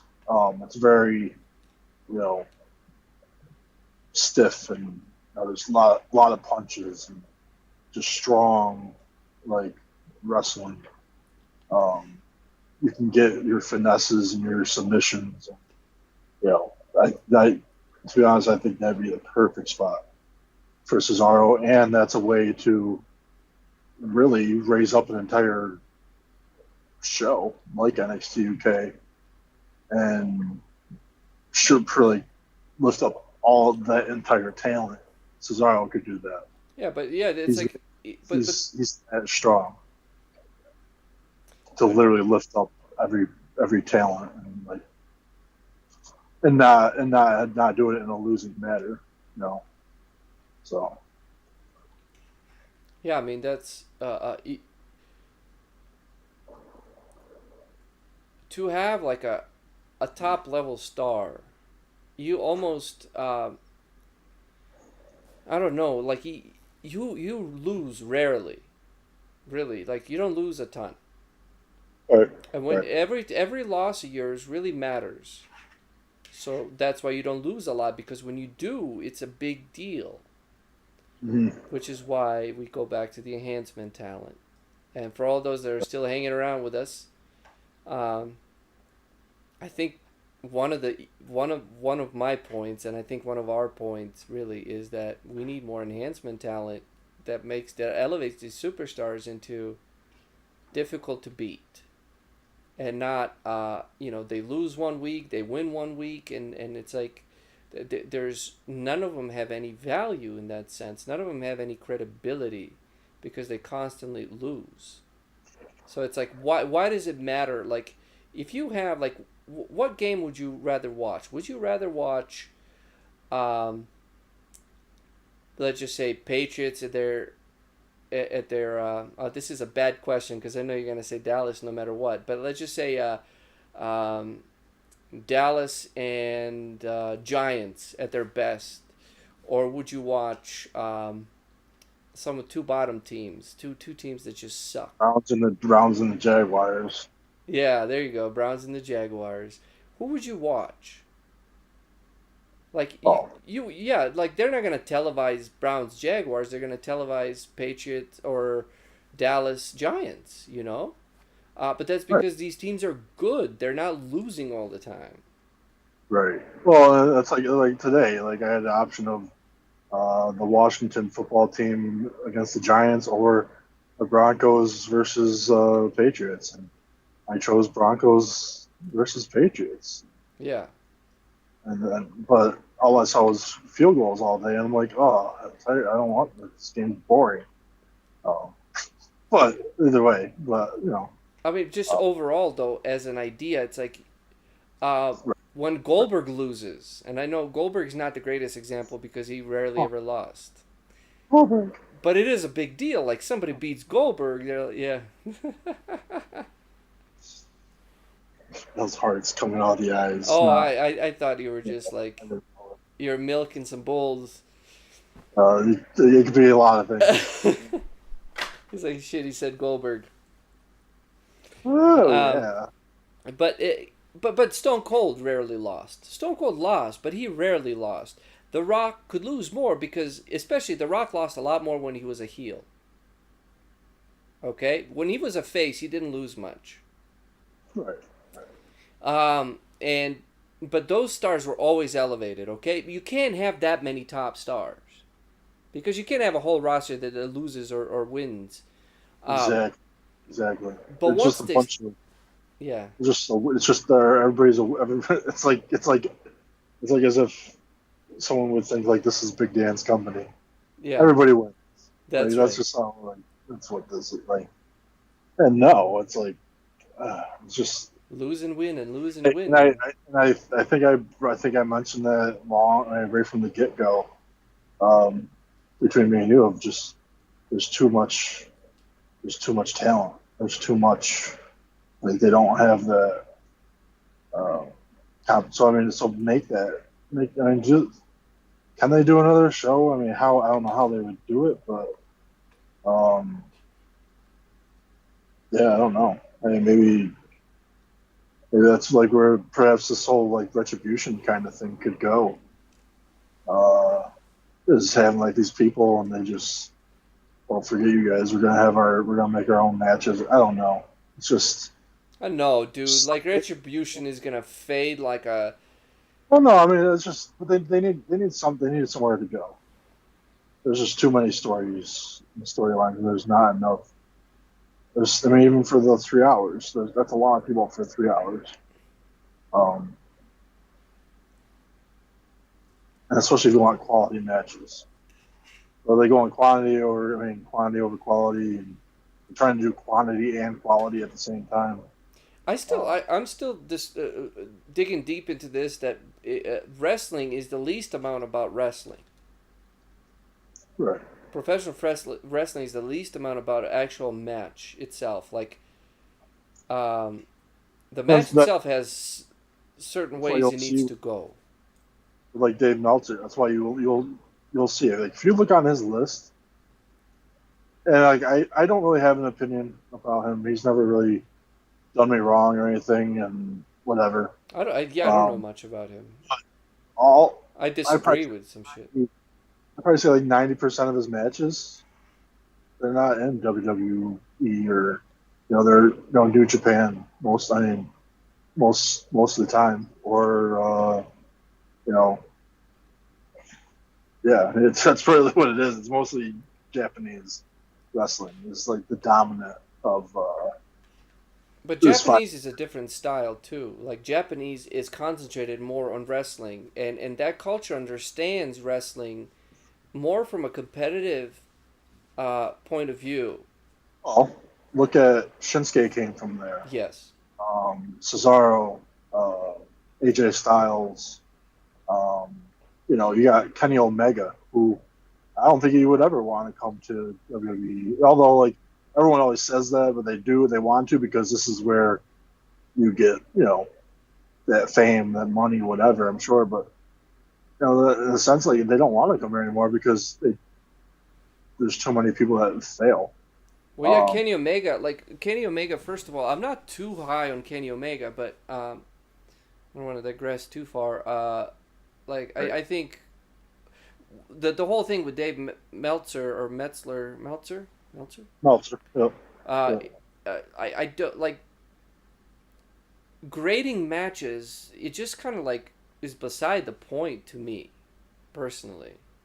It's like beside the point. Like, oh, this like they had all these all these moves and how they progressed and how they played off of each other and all these things, and it's like the match is like payoff. It's like a payoff for a storyline. It's like if you don't want to see how this ends, you're not gonna watch the match. Like the match means nothing without the story behind it, without increasing the stakes behind it, increasing the stakes for the good guy, for the bad guy, increasing the stakes for the one you want to see win and the one you want to see lose. Like if you don't build up that those kinds of stakes, that the match is the crescendo of a classical performance. Let's just say take classical music for example. You don't have concerts that are just crescendos. Mm-hmm. Okay? And grading a wrestling match on athletic performance is fine, I think. But it says very little about the whole, like, what builds a match is the story. The crescendo can be one note and still be the greatest fucking one note you ever heard because Mm-hmm. of the whole concert, what it built up to. Does that make Right. sense? And so, like, grading matches on their own without the whole story behind it is like having a concert with crescendos. Right. Well, I mean, I wasn't getting too much into him. I'm just saying, like, per just you know, the style of wrestling and where people are going, like that tends to be the direction that they go. They're either in the States or they're in Japan. Either going there or they've come from there. Well, I think Um, that's. I'm saying it because that's the prevalent style. It seems like, it seems to right. be more on the like sports entertainment. It's like, it seems like a lot of these matches are now that they are very much like an athletic competition. And to me, knowing that an athletic competition is fixed, why the fuck would I even tune to watch that? If there's a good storyline, I'm in it. Like that's where I'm at. Like if it's a Right. good, That's where yeah they've dropped the ball so many times on the right. And ultimately, that's really what I mean, last what 7, almost 8 months now that we've been doing this. I mean, we've always we always get there. it's the writing. Like that's the problem. It's they don't know how to use these. They don't know how to write these guys into the right spots, and they try too hard fitting them in the wrong spots, and it's just like you can't really go back from I, where they just went. I don't know. So well, I mean, yeah, it's difficult to rebuild credibility. It's like people right. Well, they forget they a don't lot. They forgive too. they don't take the time. Right. No, exactly. Yeah. People we do forget because there's so much action going on. There's so many things going on. Like But it's um, the good thing about um like when so you have Stone Cold Steve Austin, right? And he started out as a stunning Steve Williams, and then mhm. he was not a lot of people remember, although he did have some good matches. But as far as the character was like, there was nothing memorable. It was what? He was with the Hollywood Blondes That's right. with Yeah. Brian Pillman. Yeah. But Yeah. those are great moments. But as far as like you don't remember that over Stone Cold Steve Austin. But maybe you do. Oh, Maybe you do. But as far as like who's his character, you're gonna right. forgive anything that Stone Cold did before he was Stone Cold Steve Austin, even the way he talked. You're like, but that's the Right. beauty. Like the thing behind wrestling, as far as I'm concerned, and as far as I think it is that it's just how you watch a movie. You know that Tom Cruise can't beat up 10 guys on screen at once, right? You know that, but you suspend your disbelief and you go into it. And wrestling, the worst thing you can do with wrestling is, in my opinion, is turn it into a competition, turn it into a sports competition that's already like it's fixed. Like maybe not knowing who's gonna win. That's the only exciting part, as far as I can concern, as far as I could tell. Lately with wrestling, it's like, well, I don't know. Like, oh, so we got the Fiend, we got him going against Strowman. I don't know how that's gonna go. It's like so you that's what you're like. But as far as the story, like that's what you're looking for. Like, uh, I'm looking for build me up to Well, something. that's what we always, that's what we always say. It's like it's like it's always been like a boys or men's like soap opera. Yeah, That's what it's always. That's it it's is a true, but soap it's just opera. like you know, it's like but like if you take the they don't know who's gonna win. That's where then that's where it becomes UFC, Yeah, and it becomes more dangerous, and like these people are going to get hurt, and it's not like they can't do. It's not like they can't do that. It's just they're not in that genre. So if you're in a certain, just do your genre right then, and give us those storylines and give us those things to make us come back every week and watch. Then just like Attitude Era, like that was. I mean, it was as real as it could have been without yeah. I being a mean, real. I mean, could they do the? That's another thing with like the way the whole social. Like I think we're going down the shitter socially because we are afraid of making mistakes. We are afraid of saying anything stupid. We are we're afraid of censoring anything ourselves. wrong. We're Tony afraid T's back. when he's back. We're still beating this dead horse, Tony. We're still getting at it. Well, Um, there's a lot of shit to get beaten out. but it's like I don't always want to be negative because I like what are No, the it's like stories that stood out for make me? And it's like, I'm sorry, go ahead. no. Go ahead. Like I'm thinking within the last 6 months, what are the stories? Beat it, bro, beat it, just beat it. What are the storylines that stood out to me? And I'm thinking about it, and I'm like, maybe, sort of like this is very lukewarm Edge Orton. Okay. Um, like I was excited about certain debuts, but that was it. After that, it fizzled. Um, Right. I like. Uh, there were some intriguing things in the sense like Otis winning the Money in the Bank. Like that was like okay, that was unexpected. Right. Where are you gonna Right. take I that? But I that mean, was it. It was like that's the thing. immediately. We can go back with the COVID thing and the releasing and Yeah. losing these people in the back and the behind the scenes. Um, who's the what was, oh, shoot? I had I lost my man. I had a thing I was gonna. And you didn't cut me off or anything. I just lost it. Um, I don't know. I don't know. It's just gotten a lot worse. Um, Um. Let yeah, me. this whole year. I mean, I mean, this whole year, like this, we always have to take the COVID. We have to take it with a grain of salt. But this was happening before COVID. Okay. Right, but it just wasn't as just kind of it wasn't as consistently just and then you said that's what I was going to get into. Like, they CFO, they they don't work for WWE anymore. So a lot of people's entrance music started changing. Like Keith Lee, like Aleister Black. So when their music changes, and it's just like it's rebranding. It doesn't right. It doesn't fit their character anymore, kind of, and that's why you're seeing Aleister Black sticking with this whatever gimmick that he's doing now. He's also changed his music because he can't use it anymore.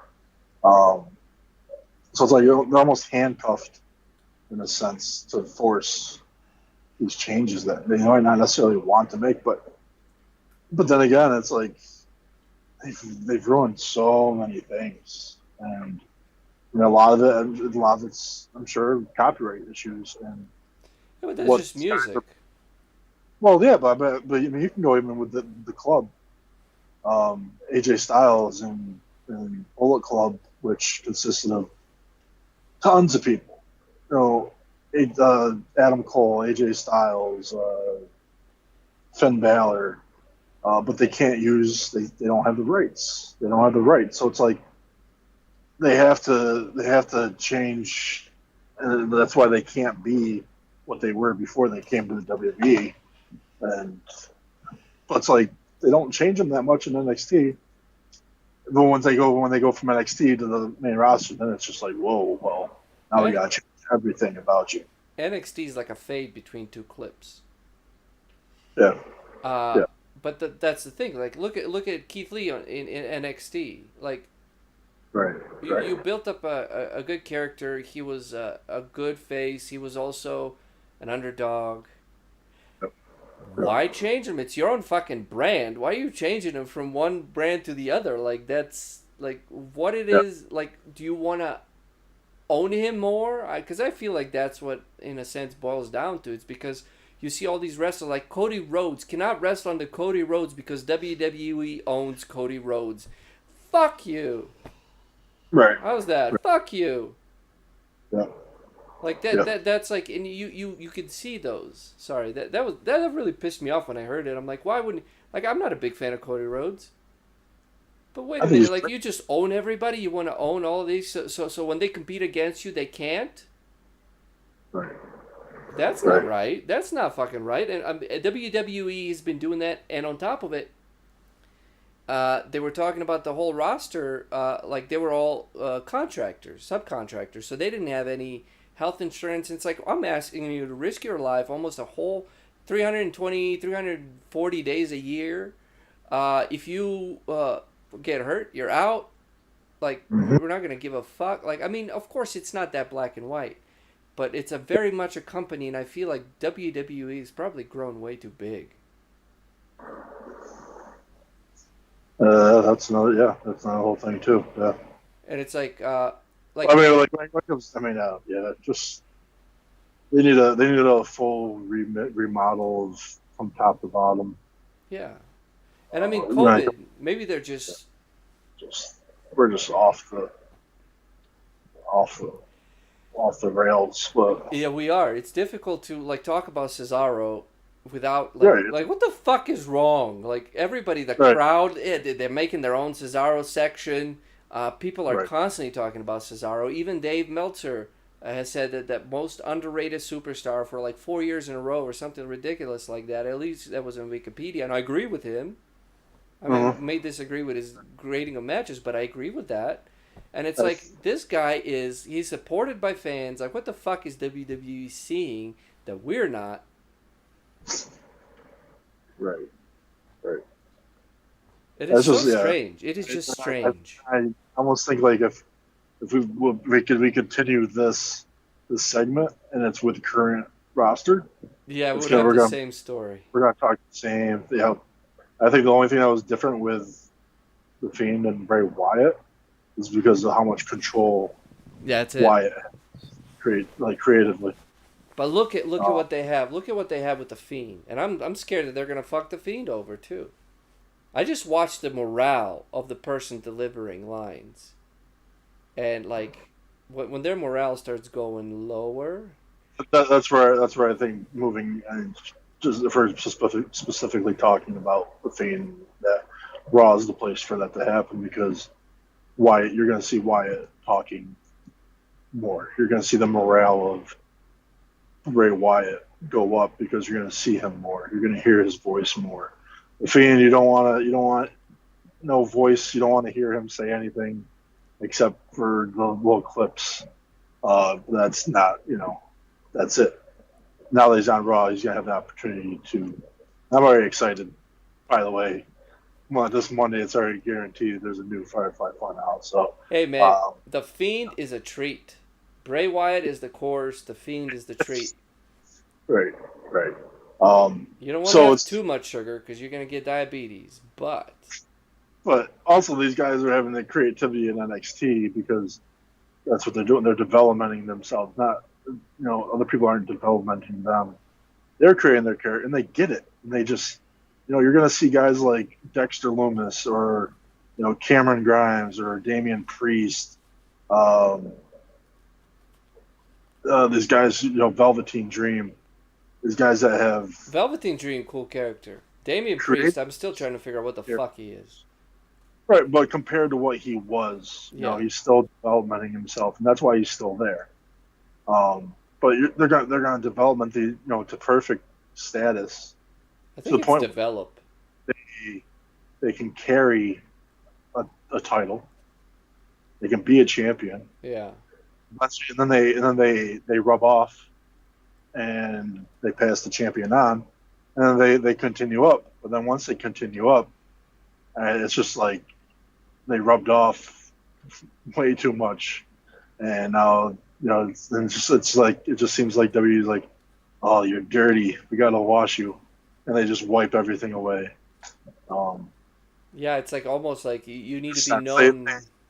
they try and shine them up, and they think that they're doing a good thing by, sometimes you see a car and there's rust on it. That's character. That's what character is. And some people like to take that rust away, and now it's gonna be all pristine and perfect. And then you're just like, there's no character. Dude, It's I just fucking love you. right. Yeah, That was I like brilliant. that. That That's a was good one. brilliant. I like that. Yeah. That was brilliant. That And, was a great analogy because you can see it visually. right. Oh, all right, people. We 2 hours and 29 minutes. Oh, drop Give those gems, Big Dan. Drop those myself some gems, snaps Tony there. T. Just some Uh, snaps. no, man, that was beautifully said because you watch it visually. Big Dan is a fortune cookie. Always positive. You're gonna do great, except if you WWE.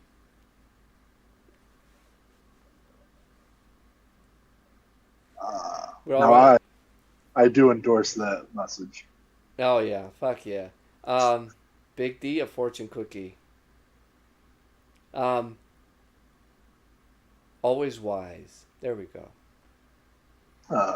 Uh, But I love you for saying that because that yeah, clicked for no, me. The right, visually, like WWE is polished up the fucking ass. And I right. remember like I've watched some old WCW and even old WWE, and there was like this like the rings were a little dirty, it was a little smoky, the guys weren't Mm-hmm. in perfect shape, there was Right. sweat, Mm-hmm. there was a little stank to it, and there was an atmosphere. Now it's just like it's so fucking polished. It's like a brand new Corvette, uh, Yeah. but it's So like it's a Hollywood scene. It's just it it's a needs. Hollywood whatever you want to call it. I think we could end it there, dude. But yeah, yeah, Your WWE is a car that needs a little bit of needs a rust spot, needs a little dent. right, right. It's too polished. It needs character. It needs It needs jobbers. That's right. It needs jobbers. It needs the jobber report to tell him that it needs jobbers. Yes. Dude. I would totally like. I mean, I don't like. Yeah, we could end it here, but I think 2.5 hours about Cesaro. Dear Cesaro, if you ever watch this, uh, you are the shit, man. Yeah, dude. Like, I'm a big fan. Look, Yes. I'm blowing you. Cesaro. Oh, Not oh, like who? that. Not like that. Who? That was sort of hashtag, sort of sex joke. Who? Who you blowing? I'm a fan. That's what fans Oh, do. They yeah. blow whoever they're turned towards. Um, Gotcha. but we're big fans, man. I yeah, I really think that's yeah. You're the shiz, man. You're the shit. There's the 5 years. Miz, and you're the shiz. 5 years from now, when Cesaro is a guest on our show, we'll bring Five this up. years, 3 months from now. 3 months from now. 3 fucking months from now, Cesaro's coming to the Jobber Report, and we're gonna have this conversation again, and we're gonna get Cesaro drunk, I was gonna say. and we're gonna make it. We're gonna socially lubricate him, and I want to know, yes, Tony T, 3 months. There's a jobber in all of us. Hey, the worst case scenario, I'm just gonna take my shirt off, and I'll shave myself like Cesaro, and I'm just gonna be Cesaro from the future. Oh, good. Ugh. I don't know Pages. I don't know about that one. I don't know about. I want to talk to Big D's Pages. like I'm not. Big D wants to talk to Pages now. No, no, I'm just saying you just might want to ask her before you start Oh, yeah. He said shaving your head off. I might have to ask you before I start shaving my head off and show my nipples on the screen. Oh, here we go. Here it Oh, she comes. says yes twice. I I oh, approve. Wow, wow. I will cut a promo. I will cut a promo in a different language. Oh, you. That's not fair. I Free the nips. don't know many other I will cut a words. promo in new language, and I will cut a promo with no words whatsoever.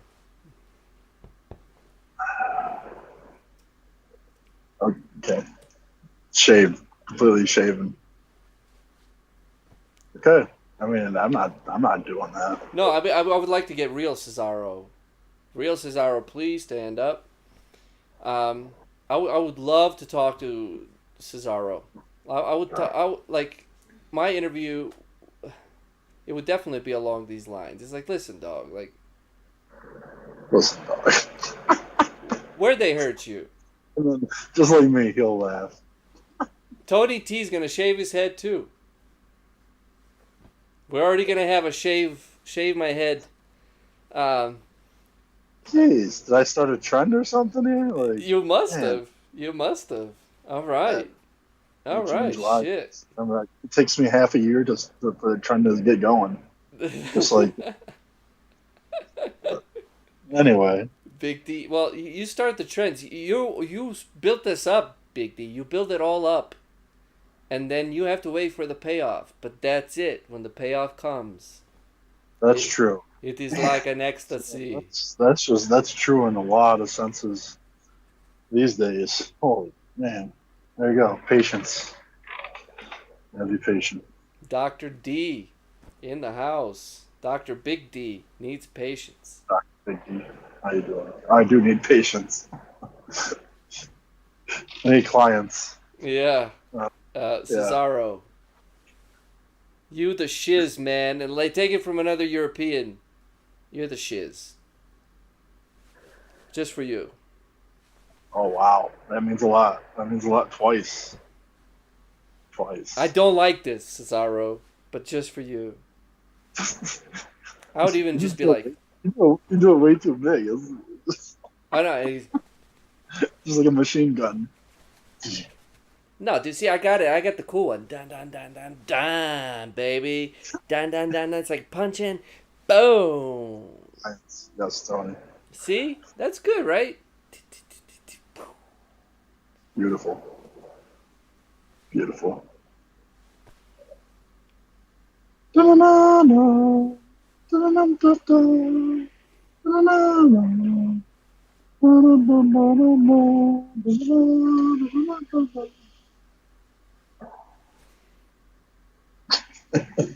All right, we're officially losing it, Right, ladies and guys. gentlemen. I think this is it. This is why. Thank you, Cesaro, for And then being again, jobbers lose.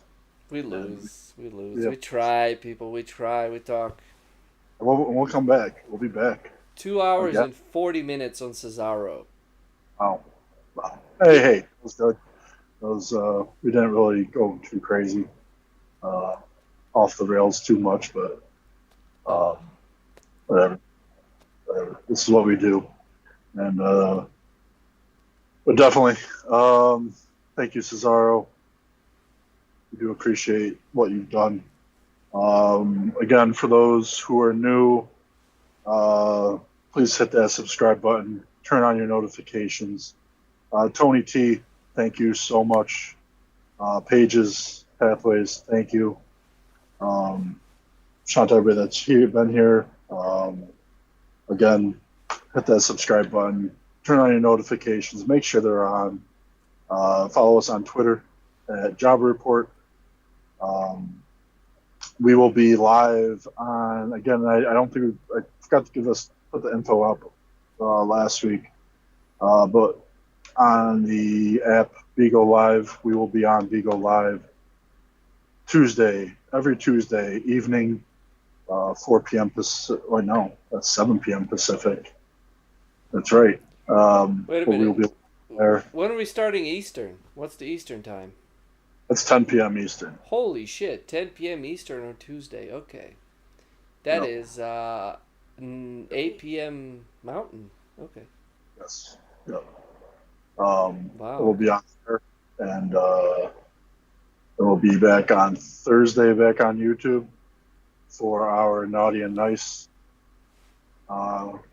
watch-alongs and our This is a good promos. shit. This is a good show. It's a great show, It man. is. And It is. If you haven't seen it, go back and check it out. I mean, we know what's good, and yeah.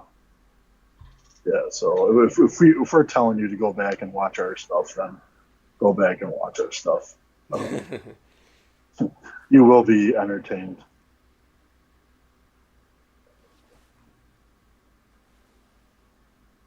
well, I gotta get that Rhea Ripley. No, she's like, I can't do British accents. I think she's from Australia. I don't know. Yeah, like Well, check I out, can't. do What check out does our she? Yeah. Go ahead. no, do check out our Naughty or Nice. We pick two matches. You watch along with us, either from the WWE Network or they're from YouTube. Come watch it.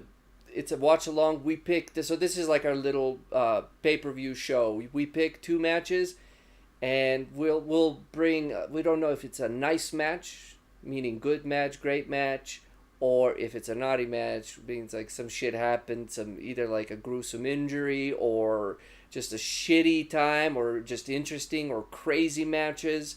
We're diving deep for you guys for these matches, and we just watch along with you, and you just join us. Boom, you watch them. We'll provide all the links, all the things that you need, and Yeah. then in between, we play a little game that you may enjoy, which is called Guess the Promo. And we pick some promos, and we're going to read them just straight up, no delivery, and then you get to guess in the comments. And if you have any suggestions, like Tony T today in Pages, we're on it. They were talking about Cesaro with us. They were having some comments. They were talking about it. We would love to have you. We're just trying to solve the problems, and we're just trying to do whatever that we just don't see right because we just love wrestling so much. I think that's what it boils down to. True.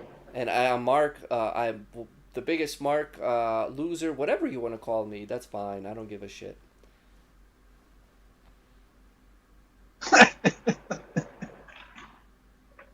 I don't care either. So I just So you can't hurt us. yeah. No. You know, hold me down. Oh no. But anyway, well, thank you guys, everybody. And we'll see you Tuesday on Vigo Live and Thursday back on YouTube. And yeah, thank you guys. Peace. We're